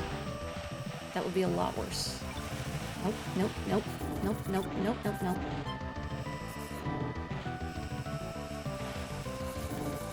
I would actually love to do like proper singing, like covers of things, but I don't really have a good setup for it. Someday. Yeah, it's hard to adapt Japanese songs into English. And yeah, I think they did do a decent job. The song is overplayed, but that's not their fault. The Fates localization drama. Oh yeah. I know there's still people up in arms that they took out the skinship stuff. On one hand, I get, like, you know, like, make it optional so people who want it can experience it. But also, I don't know, like, personally, I'm glad I didn't have to engage, to Fire Emblem engage with it, because that just would have felt weird. I don't really want to poke my units in the face, you know? It takes me out of it. Because, like, okay, if the protagonist of Korn is supposed to be like my stand-in, my stand-in wouldn't do that. But then if I don't, I miss out on benefits. Yeah, I do think it's interesting, like, that the tone of the song is different between Birthright and Conquest. Embrace the dark, you call a home. Gaze upon an empty white throne, a legacy of lies, a familiar disguise. That one, like the one they play in the Conquest version. I wish they'd done like a proper full version of that version of it, because I thought it was cool. But the more discordant sound. Whoop. Oh, a twofer! I'm so proud of myself. Also, hi Claire, I'm so glad you're still here. I've neglected to point them out thus far, and I'm deeply ashamed. But they're stingraying it, and they're doing a great job, and I'm very proud of Claire. They're very strong. No take backsies, I'm right.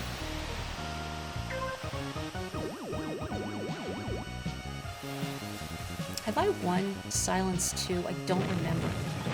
Oh no. Oh, the dreaded bump into the wall hit. Ooh, which I almost followed suit. Oh. Yeah, I'll take going into second because the person in front of me crashed out. Oh, that's a drag though. On the final track, crashing out at that point. Feels bad, man. Okay. Playing it really, really loose here. Gotta be careful, gotta be careful. Oh yeah, I saw that coming. That red bump is not in a good place for me. Oh boy, excuse me. Excuse me, Spyro. Spyro. Look, I'm sorry, I never had a PlayStation, okay? I'm sorry I never played your games, forgive me. Fates had a fanlation before the Western release, and it's so stilted because they try to be as accurate as possible. Ooh. Okay, well, new best rank. I guess I haven't won this one. Yeah, you can really tell when translations are fanlations versus more professional. And again, I don't say it as a knock against fan translations. Like, that's a labor of love. It's hard. It takes a lot of effort. Also, congrats on 9th, Claire! But you see a lot of that in, like, the fan translation circle, is that there's this mindset. Oh, yay! Oh, actually, I get the badge. Yay! Cool. I'll take it. Nice. Thank you. Oh, and I'll check my posture. Thank you. Okay. But yeah, there's kind of this feeling you get, where, like, how to explain it? And I'm just gonna wait for the lobby, because I don't know if I'll get a regular race in time. So we'll just chat with Zatsudan for a bit until this starts. But there's this sense where, like, I used to see this a lot in, like, anime and game circles, where there were the sub-purists who were convinced that localization efforts were unanimously done by people who only cared about profits and didn't care about the source material. And of course, like, these were totally unfounded claims. But it was always frustrating to encounter, especially because I thought localization and translation are really interesting.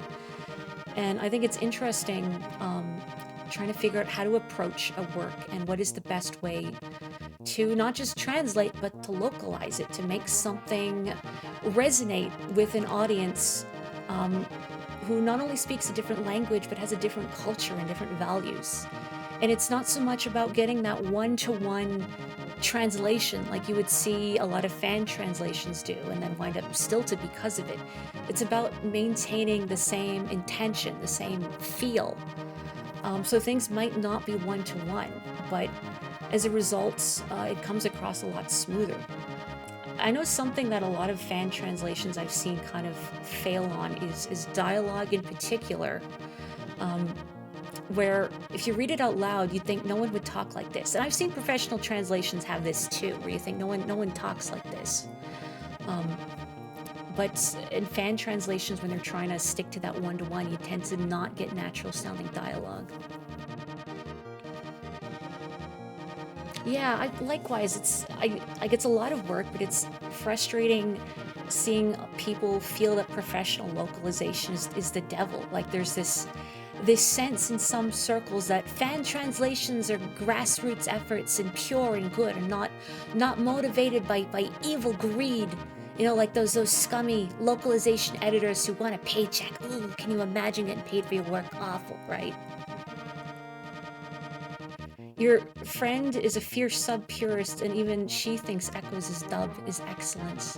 That's good to know, and I'm glad too that not only I think the general consensus on dubs has maybe come around in more recent years. I hope. I haven't really looked. I'm kind of scared to look, but at least even from my own observations, I feel too that dubs have also gone up a lot in quality as the years have gone on. Maybe because anime and games are seen as a little less niche, and then companies are more willing to spend money on good casts and good directors, and are willing to put in the time and effort to get in those good performances, versus like abducting someone in a back alley, like, oh, we gotta stop Dr. Why we make him mad. You know what I mean. I don't know if Dr. Light was just like some guy they got from like the back alley somewhere, but I would not be surprised. The leap in games between 2010 and 2012-13 is very notable. I gotta think about what came out around those times, because my sense of the passage of time is not great.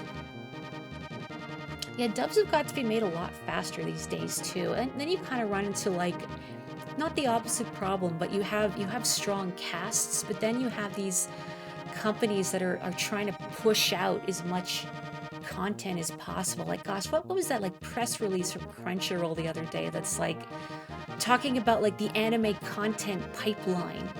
It's like I don't want like a pipeline, like it's a drip feed of slop.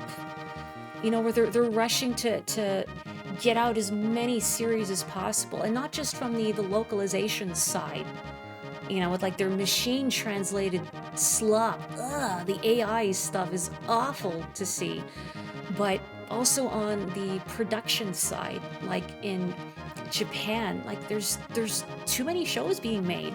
When I look at, you know, lists of how many things are airing each season, and I think there's so much stuff, and all these animators being overworked. Like there's a lot of shows out there with some real horror stories about like the animation staff and how they're being treated. It's like a meat grinder, you know, and people are trying to get stuff out as fast as possible. Radiant Dawn. Oops. Oh, hang on. I just need to pay attention so I pop into this lobby. Hang on. Yeah. Okay. Yeah, Radiant Dawn to Awakening is like night and day. You know, I've only played a little Radiant Dawn. I forgot it had voice acting. Or wait, no, like I played Path of Radiance. Does Path of Radiance have voice acting? I forget. That to Awakening is like night and day. Rune Factory Frontiers to Rune Factory 4. I've not played a Rune Factory. I've heard a lot of Rune Factory. I know a pal of mine was playing through Rune Factory 5 and telling me about it. And a lot of the character, like the voice actors, are in like Fire Emblem, Three Houses and whatnot, which I think is funny. Radiant Dawn's voice acting is infamously bad. Oh, I'm gonna have to go like look some up later. I mean, I would play it for myself if Nintendo made it available. Nintendo, please, please, I'm begging you. Mr. Nintendo, piracy is evil, don't do it. Like, okay, did I turn on smart steering? Oh heck, I did. I didn't mean to. Oh no, what? Oh heck me, I have this stupid antenna on my car. Oh no. Right, also welcome Zoot Suit Brute. I did not mean to press the button for the steering assist. This is embarrassing. This is what happens when you're reading chat and not paying attention to what you're doing. Yeah, it's frustrating when Nintendo's like, no, don't pirate our games. That's evil. Like, okay, Nintendo, then make them available. Like, you're not losing any money by letting John Q. Public emulate Fire Emblem Path of Radiance and Radiant Dawn. because you're not making any money off it. It's all just a reseller's market at this point. You know, the only pockets that would be lined if someone bought a copy is the eBay reseller selling it for like $300. There is a tiny little part of me that wants to crash out on purpose just so I can not have this stupid antenna on my car. I don't want it. It's going to cause problems. It's going to cause problems. I remember once participating in an event on the F-Zero Discord where everyone had to turn on smart steering. And it was funny seeing a lot of people get, and rightfully I think, really frustrated because you habitually try and go for jumps and shortcuts, but the smart steering will actively prevent you from doing it. It's like, no, safety first. What do you think you're doing jumping over an abyss? No, don't do it. It's like Toriel and Undertale guiding you through the ruins by the hand. I can pick up the radio. That's right. We can listen to all the hits. Oh god, if I had to listen to top 40 while driving, I think I would crash out.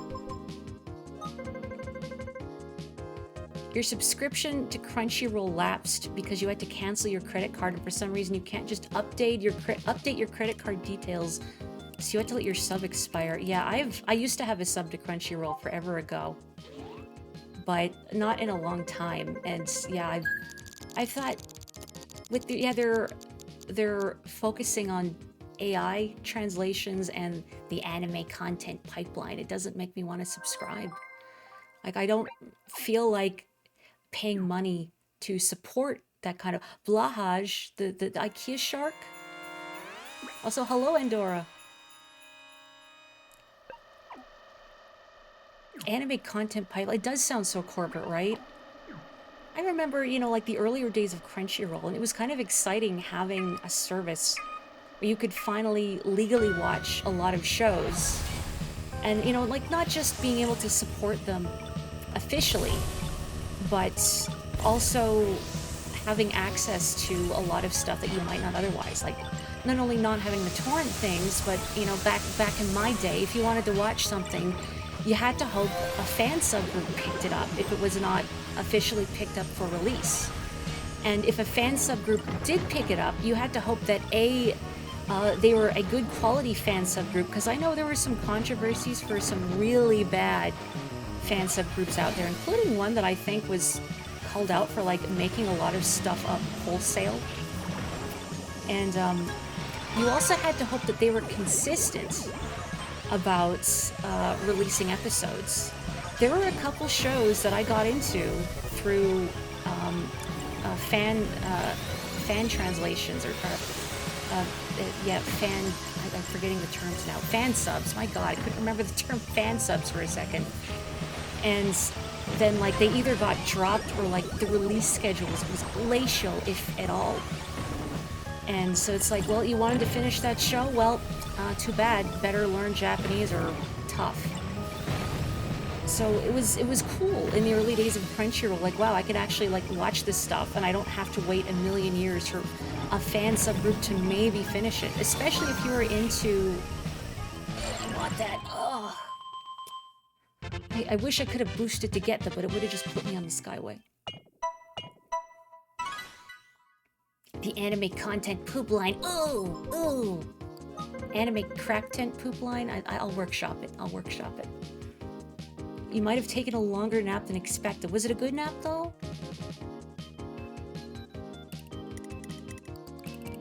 Yeah, I'm really glad that you're able to stop in, Zahayan. It's really nice to be able to say hello.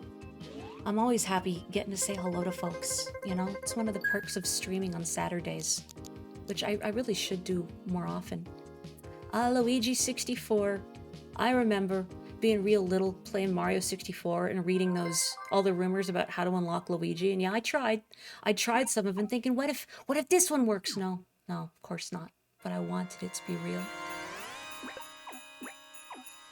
Anyway, point is, it's a shame that Crunchyroll's gone downhill. And you know what? There's still shows that I want to watch that aren't available anyway.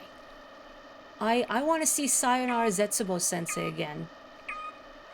But that one, well, first off, that one, I never thought it would ever get licensed, because it's just like a nightmare of like extremely like specific references and cultural humor and a lot of like insular jokes and whatnot. Like the fact it was getting fan subbed, I think was almost miraculous. And then it got, I think Media Blasters picked it up, and then they never did anything with it. And then I think another company picked it up, and then they never did anything with it. And the worst part was that when I think Media Blasters picked it up initially, so the rule on fan sub websites was that they would, you know, link torrents and whatnot until a show was officially licensed. If it was officially licensed, they would take down the torrents. I mean, I'm sure you could still find them elsewhere if you wanted to, but point is, you know, it was a lot harder and maybe a little more dubious at that point. So like, okay, you can't get Sayonara Zetsubo Sensei anymore. I'll get the official release, and then it never came out. So thanks, Media Blasters, thanks for nothing. Maybe it wasn't Media Blasters, I don't know. If it wasn't, I'm sorry for throwing you under the bus, I guess, maybe. I'm just gonna take this. And the Sayonara Zetsubo Sensei manga at least got released, but not all of the volumes, I believe. I think I have all the ones that are available, maybe like missing one or two. I don't buy manga very often, like at all, because it's really expensive. I'm sure it's probably already really expensive in American money, but like manga in Canadian dollars, oof. Like Dungeon Meshi or like Witch Hat Atelier, which are the most recent things I've bothered to pick up releases for, it's like almost $20 per volume. Like that's a lot of muns. That's like hardcover book money almost.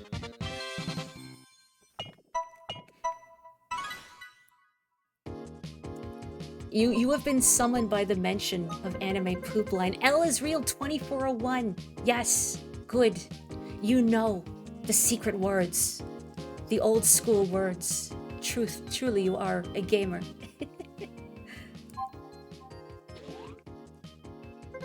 Yeah, I heard about that Luigi was intended to be implemented, but then wasn't.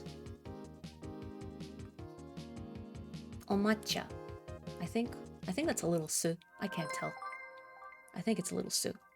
What Something Awful's translation team did for Game Center CX was take down the episodes that were released on the English release DVD. I saw like, well, a bit of one of the English released episodes. I know there's like an episode of Game Center CX where Audino mentions that it's being released as Retro Game Master in America by, well, it was by Kotaku, but he says Kotaku, and I thought that was cute. But I remember seeing a bit of it, and I could not deal with the narrator because he says Areno. He talks about Areno, and it just, I know it's a little thing, but it was like nails on a chalkboard. But also I like Khan's narration better. Anyway, Game Center CX good. Mostly. You know, I've picked up enough Japanese that there's been times where I've noticed mistakes in the subtitles. Because I reckon, like, oh, it sounded like he said X, but it was actually Y, or like, oh, it sounded like they mentioned this number, but it was that. And that feels cool. Getting there. Game Center CX generally has been a good tool for improving my Japanese proficiency. Although at the same time, it's kind of risky biz watching something where the host has such a pronounced accent. Because I tend to mimic what I hear, and I just worry someday I'll be trying to speak Japanese in a relatively formal setting, and I'll just, like, unthinkingly break out a bit of Kansai-ism, and then I'll get weird looks. Like, I think the biggest one that I find myself wanting to say is mecha. To say something is very. Saying mecha, I believe, is a Kansai-ism. Otherwise, you could say totemo. Like, something is very delicious. Totemo oishii versus mecha oishii. Like, I've heard it described before as, like, imagine someone speaking English as a second language. And they're still learning, so their accent or their vocab isn't there yet, but they'll say stuff like y'all, you know, like, it'd be jarring is the thing. Oh, Go by Train's a fun one. Like, weirdly, like, intense and dramatic, and I really liked watching Oh, what was his name? Like the sound engineer that like got really into the game and wound up being surprisingly good at it. Is his accent really that pronounced? Yes. I think it's probably hard to pick out if one doesn't speak the language enough, as if I'm that fluent, I'm not. But I know enough to recognize, and it's not so much like the way you pronounce certain words, so much as like the words you use. Well, there's some pronunciation stuff, I think. It's been a while since I've read up on it in detail. Yeah, it's true. So what if I do? It just be funny, I guess, or like just slightly depends on the company. Just feel a little weird. Gosh, I have to think. What is my favorite episode? 'Cause there's some really good ones. I'm thinking about. It's not like the whole episode, but I'm thinking about. I like in Yoshi's Island when they call out Arino for trying to abandon baby Mario. He's like unthinkable behavior from a father of two. I think that's funny. I really like the quiz episodes, like where he gets the staff together and they're all trying to answer quiz games, like Nobunaga's ambition, or the what was it called? I'm trying to remember the name of it. It was the child rearing quiz game. It was on the PlayStation, where he kept being dismayed that his in-game daughter kept winding up a geek because he kept answering all the geeky questions, so her otaku stat kept going up. Like, sorry, I don't know if your most consistent category of knowledge is geeky stuff. Your kid in game is going to wind up a big nerd with goofy glasses. Sorry. I gotta think. Like, a lot of the Mario ones are really good. Super Mario World, the ending of Super Mario World, outstanding. Love it. Oh no, I don't want to rank out again. Please, please, please, please, please, please, please, please, please, please, please, please, please. Good enough. Good enough.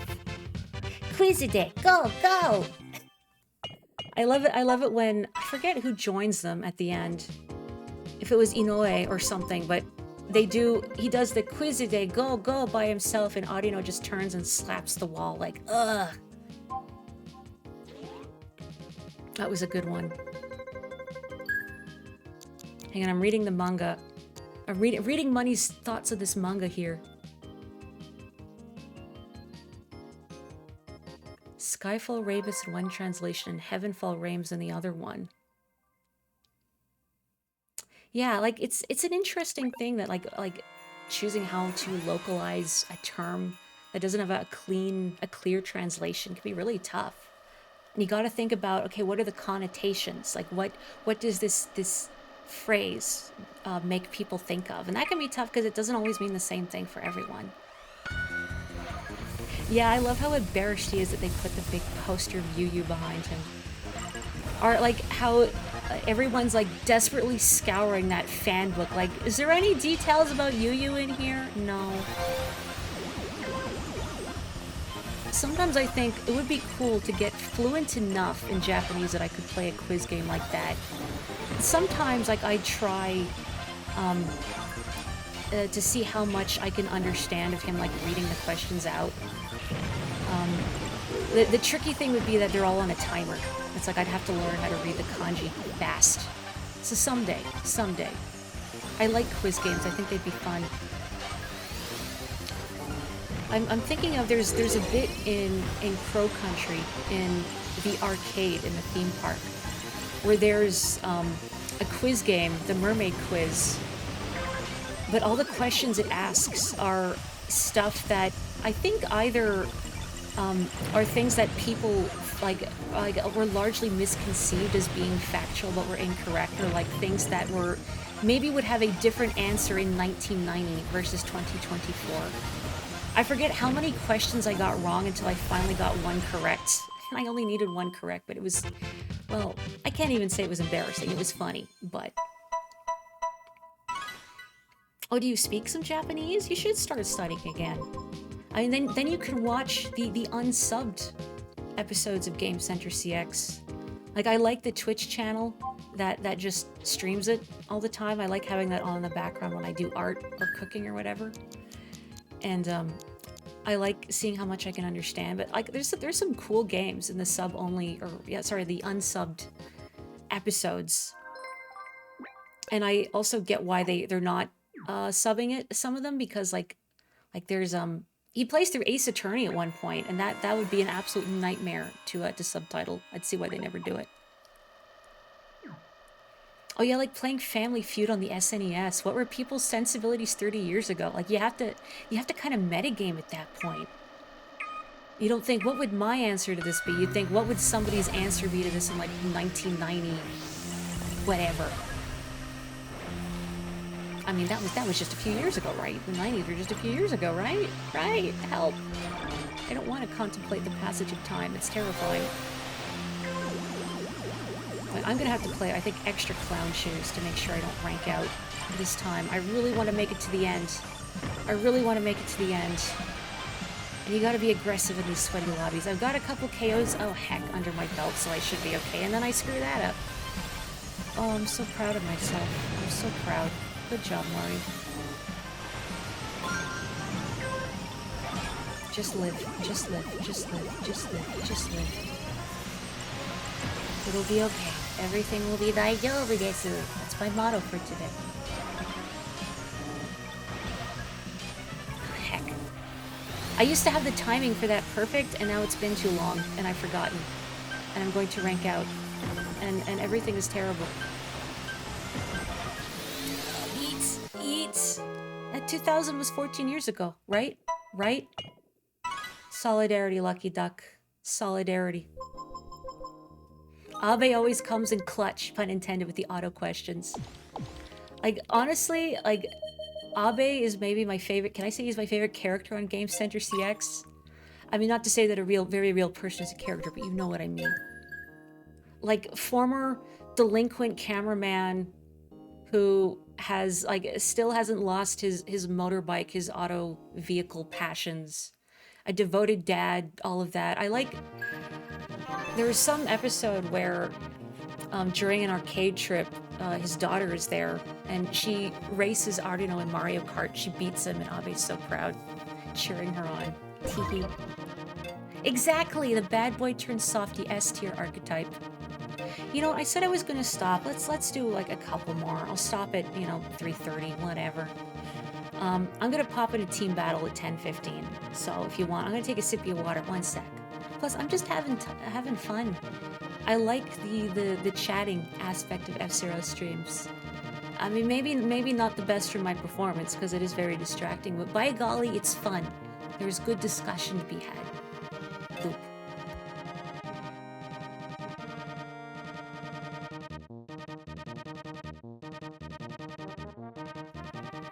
I also like, Nakayama. It's really, I think, heartening seeing Nakayama throughout Game Center CX. When he first joined the show, I think for like, what was it? I want to say it was Donkey Kong Country. And like, he's so shy and awkward.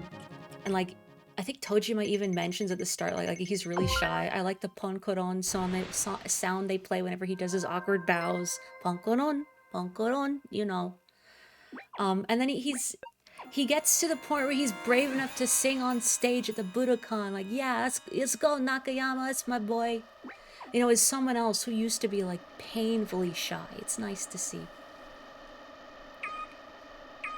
I forgot to turn off the antenna, heck me. Oh, no. Oh, man, that's what I get for yammering. Lousy antenna. You know what? I'm gonna blame my rank out failure on this lousy antenna. I don't even want it. I don't even get, like, the good radio stations. Give me, like, a number station or something, come on. Maybe at some point I should crash out at the start of a team race and grind those bumper points. Because that seems to be the go-to philosophy right now. I assume the preferred method is at the first jump, you just take a wild turn into the abyss. And then you wreak as much havoc as possible.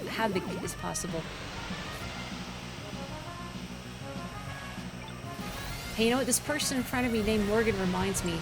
Have I plugged the game of the Devil on the stream yet? It's not fully out yet, but I played the prologue during the Steam Next Fest. I think it's like the prologue is still available. The protagonist is named Morgan. That's why I thought of it.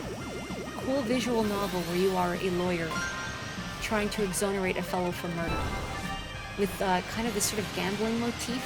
It's really cool. Would recommend. Anyway, where was I? I don't even remember anymore. Oh, hitting bumps, apparently. Uh-oh. Oh, we're fine. Yeah, steer assist helps with the reading and driving, that's right. I don't like this dumb antenna on my car. I wish I could just draw a sad face on it. That's how I feel about it. I'm sorry, antenna. I know you're trying to help me, but I didn't want you here. I don't need you. Okay, I will turn it off.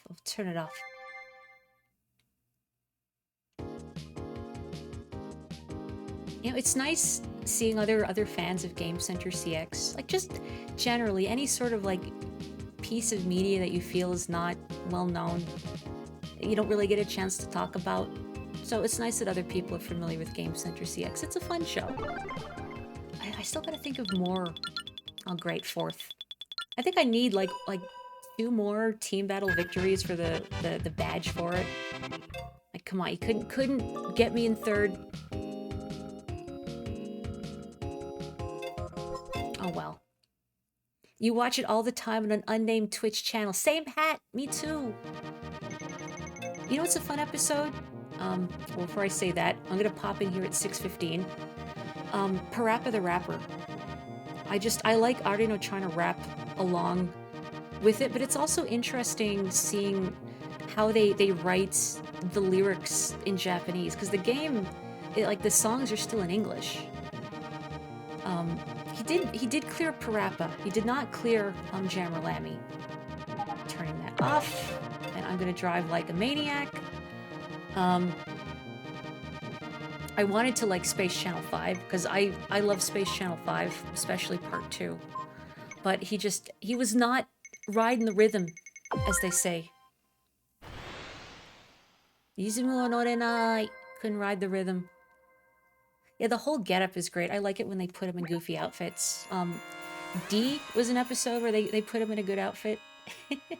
Ooh, Resident Evil was a good one. The original Resident Evil, where they have Abe and Tani joining him because they're both fans of it. And Abe worked on the production of what? I'm driving the Fox. Why did I boost then?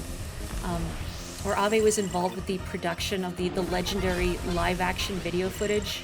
And he talked about how he tried to sneakily take home a prop gun from the set. They caught him and he got in trouble for it. Yeah, and Abe knew where they shot it, like some warehouse in, I forget where he said now, in Japan. I feel like I read somewhere that part of the reason that the dialogue just sounds so weird is that the actors had lived in Japan for so long that, like, the fact that the English is so bizarrely phrased just didn't really click in their minds. A grain of salt, but I remember reading that somewhere. I mean, I'd buy it. Because you do kind of have to wonder if the cast are, in fact, like, native English speakers, why, like, the delivery is so peculiar, let's say. I also like how they were all dressed up as Wesker. That was fun. Their closet Wesker cosplays. Anything where, like, a staff member is a fan and just seeing that come through is really charming. My favorite, well, she's not an AD. Uh-oh. I am going to explode. Rip. But that's okay. I can be a bump. My favorite, she's not an AD. She's a I think, what, the PR manager? Ogawa? I love Ogawa-chan. She's so cute. Just seeing her get, like, really passionate about stuff. Like, she's really funny. She was the one on the Gaming House of Fortune segment, is the fortune teller. There's the episode where Audino plays through the Sailor Moon side-scrolling beat-em-up, and she mentioned she was the one who requested it, because she was a big Sailor Moon fan. And, like, same, girl, same. So it was really nice seeing someone get super enthusiastic about it. And she made me laugh a lot in the Gaming House of Fortune segments.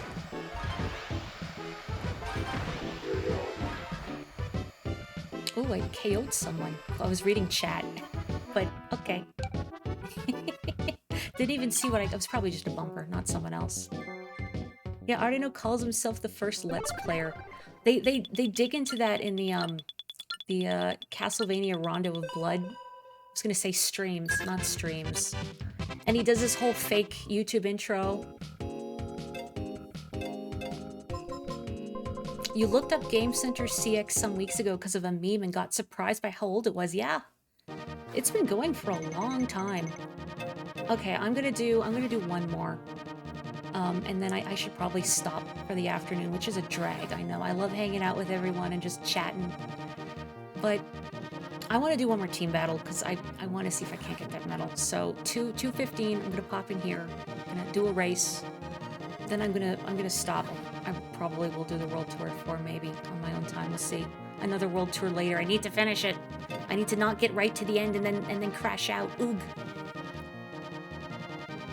I'm naming off so many things that are way after what you've watched. I mean, I've not seen like all the episodes in order. Since I tune into the Twitch channel that has it, and it's just wherever they're on the playlist, and I'll just have that on in the background. Oh my gosh, the person whose name is I want to quit my job is here. Oshigoto yametai yo. Do they know they have one of my favorite names? They probably don't. I like to think that maybe somewhere the people who have my favorite names feel it psychically. Like Cactus. I love Cactus. Is there a good way to watch it? There is a Twitch stream, twitch.tv/notgccx. Who said that? What? But I think it's on the Internet Archive, actually. As for good episodes, honestly, like, you can, like, there's not a lot of continuity, if you want to call it that. Beyond, like, maybe references to previous challenges or talks of staff members that were previously on the show. But you're not really missing a lot. My advice is if you can find episodes of it, look for a game that you like, that you're familiar with, that you enjoy. Ooh, you know what? One of my favorite episodes, Kirby's Dream Course. That's a good one. I like anyone where, like, Ardino gets really into the game. Like, ActRaiser was a good one, where he gets really wrapped up in the whole simulation aspect to the point where he just falls silent. There's Oshigoto yametai yo. I want to quit my job. Hello. I love your name. Same. Big same. Big same. God help me. Tenro say hello. How did Jet Force Gemini go? Were you able to rescue Vela and Lupus? That's the dog's name. If you're not familiar, I don't mean the infectious disease. Or, I don't know if it's a disease. Maybe it's an autoimmune thing. Point is, it's a character name. Yeah, the Twitch channel, I'm only half reading this message, has both subtitled and raw episodes. Your mileage may vary on the raw episodes that don't have subs. I know they've applied, like, for the ones that don't have official subs, they've applied, like, machine-translated subtitles to some of them, which aren't super accurate and will make some silly mistakes. But, you know, if you want, like, the gist of things, you could do worse. What I hope I can get a Skyway. Well, what are going on with my controls here? Woo! Yeah, the machine subs aren't great, and they have really awkward timing. But I guess, you know, maybe it's better than nothing. Oh ho! Oh ho! Oh. Oh no. Oh no. No, it's fine. It's fine. It's fine. It's fine. It's fine. Emulator issues and had to restart. You rescued Vela again, not Lupus yet.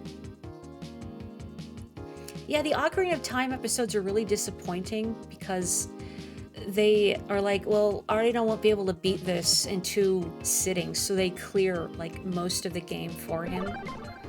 Like, he does the 3 initial dungeons as a child, but then I'm trying to remember how much they cut out for the adult part. They do the Forest Temple and the Fire Temple. They put Plunkin back in for the Water Temple.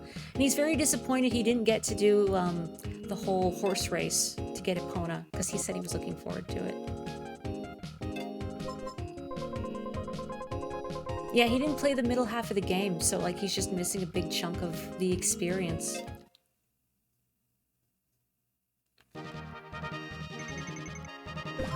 Maury, you said you were gonna stop. I know, but the discussion's really good. If I did the Night League, would people hold it against me? Maury, you need to stop. I know, but the chat is so good today. I'm having such a good time. Haunts. Give him the haunts. The haunts. Give poor Audino the haunts.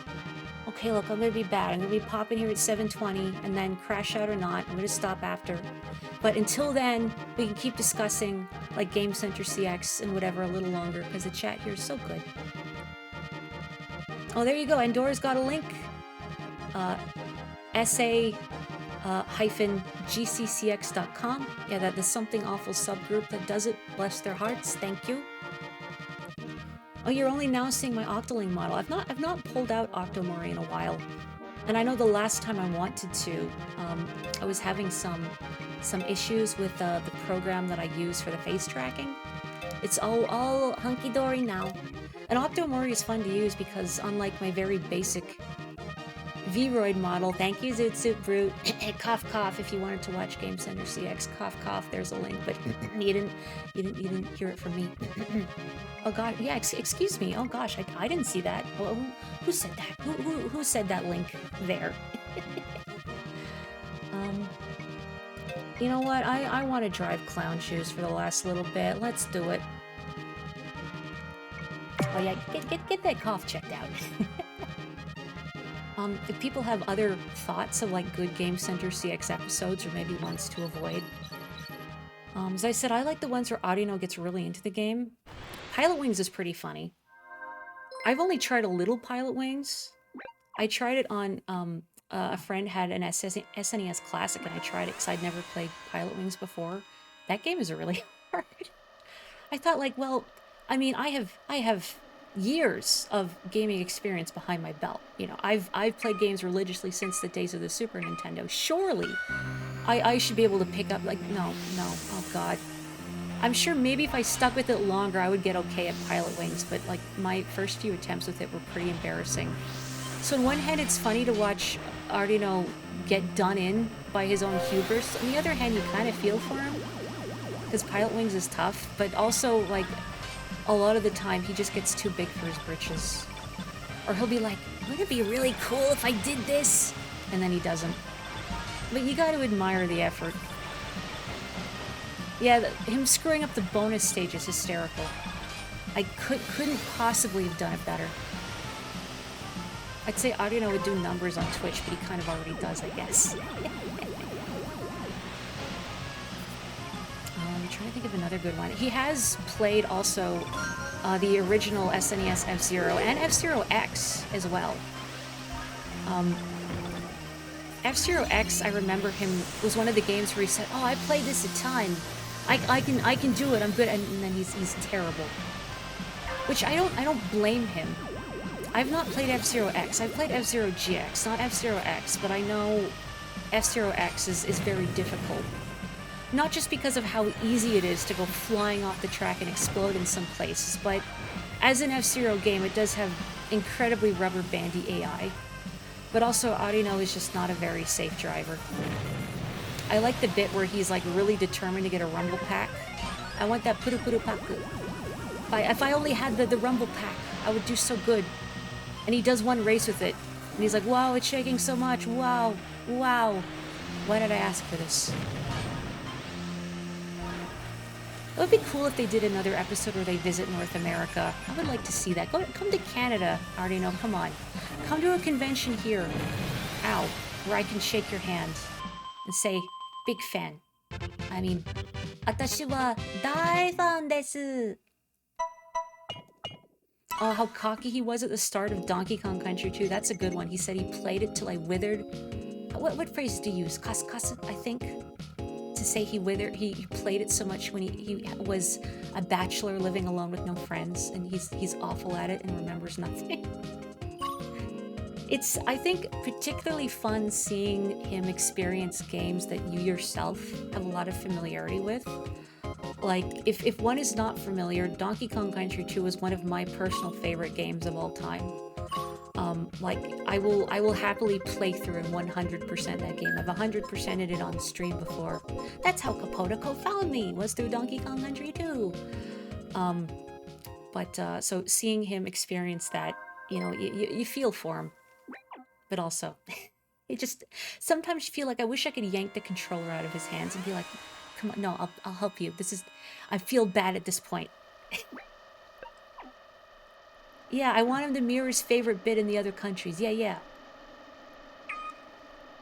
Oh yeah, I remember you mentioning, Andorra, that the Sheeran the Wanderer episode was frustrating with him not really grasping the conceit of the mystery dungeon games. And I definitely felt for the AD who did like the AD did a lot of work for him between days and like did grinding and like, okay, I have like some really good equipment that I got from a run and put in storage for you, and then Ardino just loses it. And you could just feel everyone deflate knowing that all these hours of work just has gone down the tubes.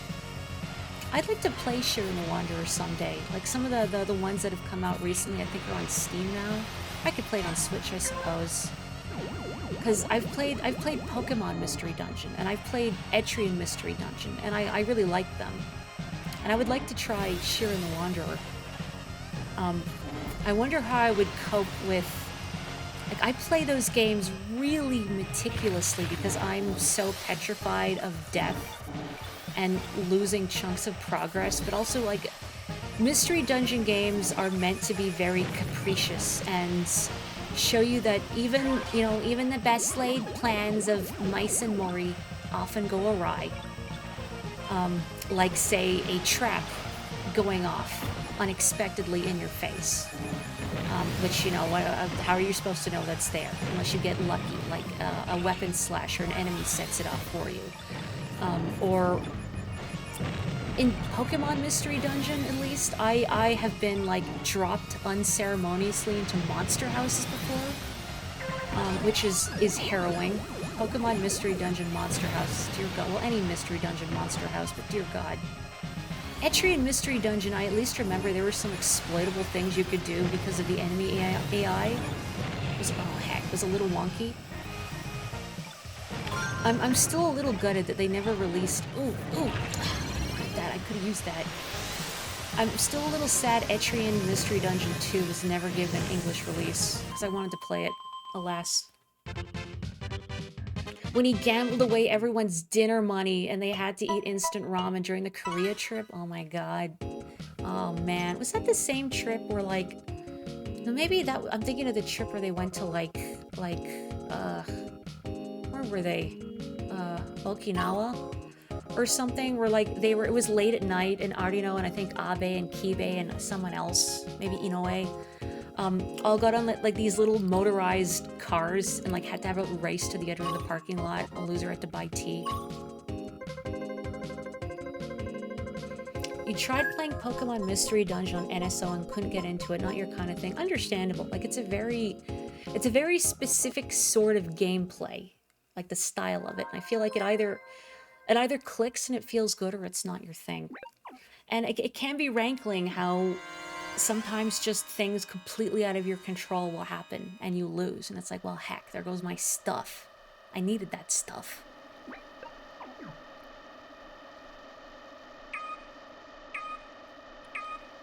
No, I wouldn't compare Ardino to Aaron of Game Grumps fame. He doesn't usually do the thing where he's, like, skipping over, like, text and tutorials sometimes. He never reads the game manuals, though, and then doesn't know how to do things, and often reluctantly pulls it out later. I think it's like a point of pride where he tries to do things without reading the manual, and then will miss out on, like, some, like, critical thing he can do, or doesn't know what, like, an item does or something. Feels bad that every starter you choose to play in Pokemon Mystery Dungeon doesn't learn room-wide moves. I am very thankful that my government-assigned Pokesona was Pikachu. So I think it was Thunderbolt that hits every enemy around you in a square. That was a godsend for monster houses, let me tell you. Unless unless they were ground types in there, or worse, the dreaded there is an enemy on the floor that has lightning rod. Not even in the room, but if an enemy on the floor has lightning rod, like my Thunderbolt is useless. And it's just like, well, Guess I'll die. actually the worst part about the original Pokemon Mystery Dungeon by far was the AI of your followers, not just your partner Pokemon, but like any escorts. Like genuinely, there are some escort missions with types of Pokemon you should never do because the AI is weirdly busted. Where if a Pokemon has a move like I think Sweet Scent, for instance, it will attempt to use that move every single step, and because they're an AI, like they're not even your partner, they're just an escort. You can't disable it. You can't go into a menu and say, hey, stop doing that. And they'll try and do it every single step. And because of that, they'll often like fall behind you and then start wandering away. And then it becomes like either a mad dash to try and pick them up again or find the stairs before something kills them, because if your escort dies, you fail. So a lot of stress in that game that, again, is like completely out of the player's control. And I get, why do we play video games? Just to suffer. I mean, I guess to feel triumph and success and the feeling of saving the world, but also to suffer. You usually get Mudkip in the first game on the quiz. Getting tired of it, but it's Mudkip. Do you not like Mudkips? Yes, I know I referenced an age-old meme, and I'm turning to dust as we speak.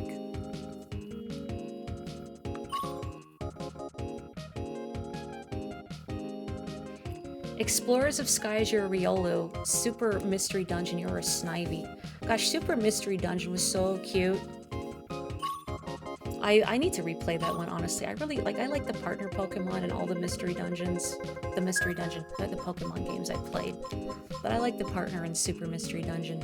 In that, I was a Pikachu and my partner was a Chespin. And I named her Mont Blanc, like my Chespin in Pokemon X. I called her Monty for short. See, because Mont Blanc is a mountain range, but it's also a type of chestnut cake. Get it? Because Chespin is, you know... You making the mistake of using a troll orb during an escort mission with a Kecleon chop on the floor. Oh no. Did you live? Oh, you did live. Holy moly. Now that is impressive, Zahayan. Holy moly. I have never stolen from a Kecleon shop because I'm a coward, but also it's not worth it. I looked it up once, how to recruit a Kecleon. And, like, they're not, like, especially good Pokemon or anything. So the only reason you would want to recruit a Kecleon is just to say you have recruited every single possible Pokemon. And it's something like if you want to recruit a Kecleon, you have to deliberately invoke their wrath by stealing from the shop. And you have to be, like, at level 99 because your level relative to the other Pokemon's level affects the rate at which they'll be recruited. Like, there's a certain percent chance that they'll ask to join your team. And the only way to get it into a positive percent values is, I think, not only be level 99, but you have to be wearing a friendship ribbon, whatever the accessory is that increases the odds a Pokemon will ask to join you upon defeat. And along with all that, you also have to beat up a Kecleon, which I've heard even at max level is not really a sure thing, because they're meant to be, like, unbelievably, terrifyingly powerful. It's the lowest possible in both games. Good. Yeah, I'll pass. I will pass. I don't need that kind of stress in my life. Oh boy, I thought that was the last lap and I was burning through my my resources. Uh-oh. Maury's in a pickle here. Has anyone had... I've not had it happen, but I've heard it's possible to have, like, a Pokemon you're escorting. If you walk over the shop tiles, your escort can pick up an item, and the Kecleon will take that as you trying to steal on purpose, and then all hell will break loose, and they'll try and kill you. You got stuck during the Luxray pack fight in Explorer so many times because you love you water types. Worth it. Water types are good, but also, ooh. I'm trying to remember what. I think it was Super Mystery. Yeah, it was Super Mystery Dungeon. Hyper Beam. I remember encountering. Maybe I wasn't like I was a lower level than I should have been for some part in the game, but there was like what was that Pokemon called? Pyroar. Pyroar and Litleo are just like very bland to me, so I can never remember their names off the top of my head. But there was like a Pyroar that had Hyper Beam, and that's like being hit by a suborbital laser. Oof.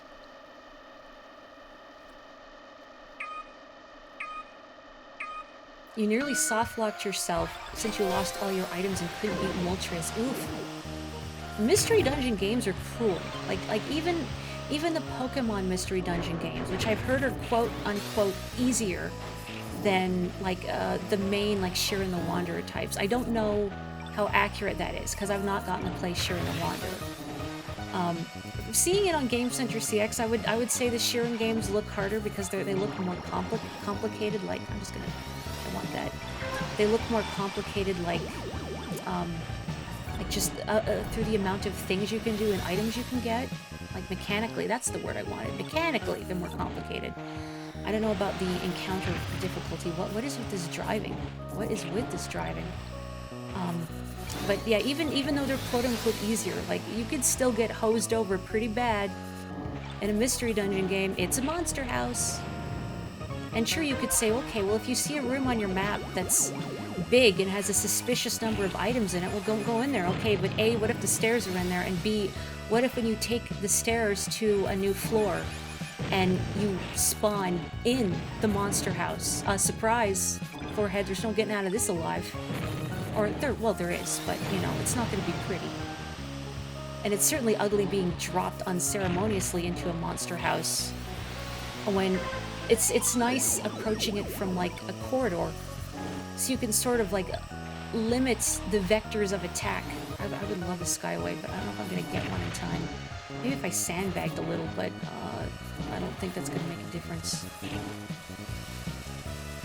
Don't you hate it when you're, like, near the end of a race and it's like, if I only got... Oh, never mind. A couple more corn pops.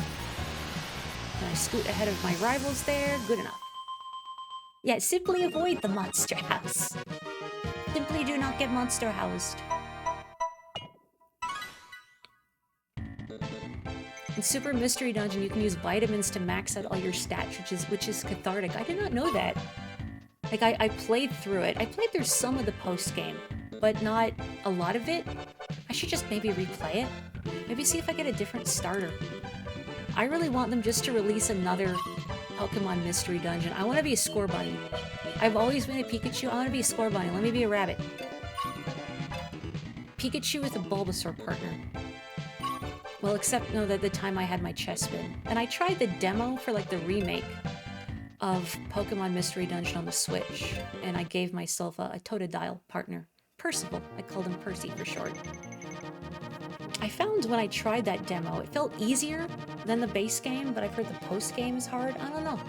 Anyway, I should actually stop now, because I may have a problem, but I love these F-Zero just hanging out and chatting streams. Are so much fun. Thank you so much, everyone, for joining me. It is such a treat just to hang out and shoot the breeze about Pokemon and Game Center CX and mistakes made in Fire Emblem's writing department, let's say. Thank you so much. I hope you have a wonderful rest of your weekend, folks. I will be continuing Resident Evil 2 on Tuesday, and then I don't know what I'm doing on Friday since I beat Okage. I gotta figure it out. I am on Blue Sky Biski as Miss Mori.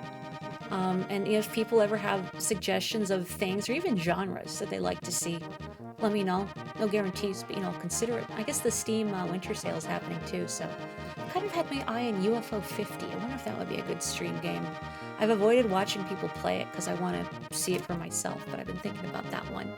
Anyway, thank you, folks. Please have a wonderful rest of your weekend. Stay safe, take care, and, well, it's not Christmas yet. Merry Crimbo, Merry Crash Out. Ho, ho, ho. Bye.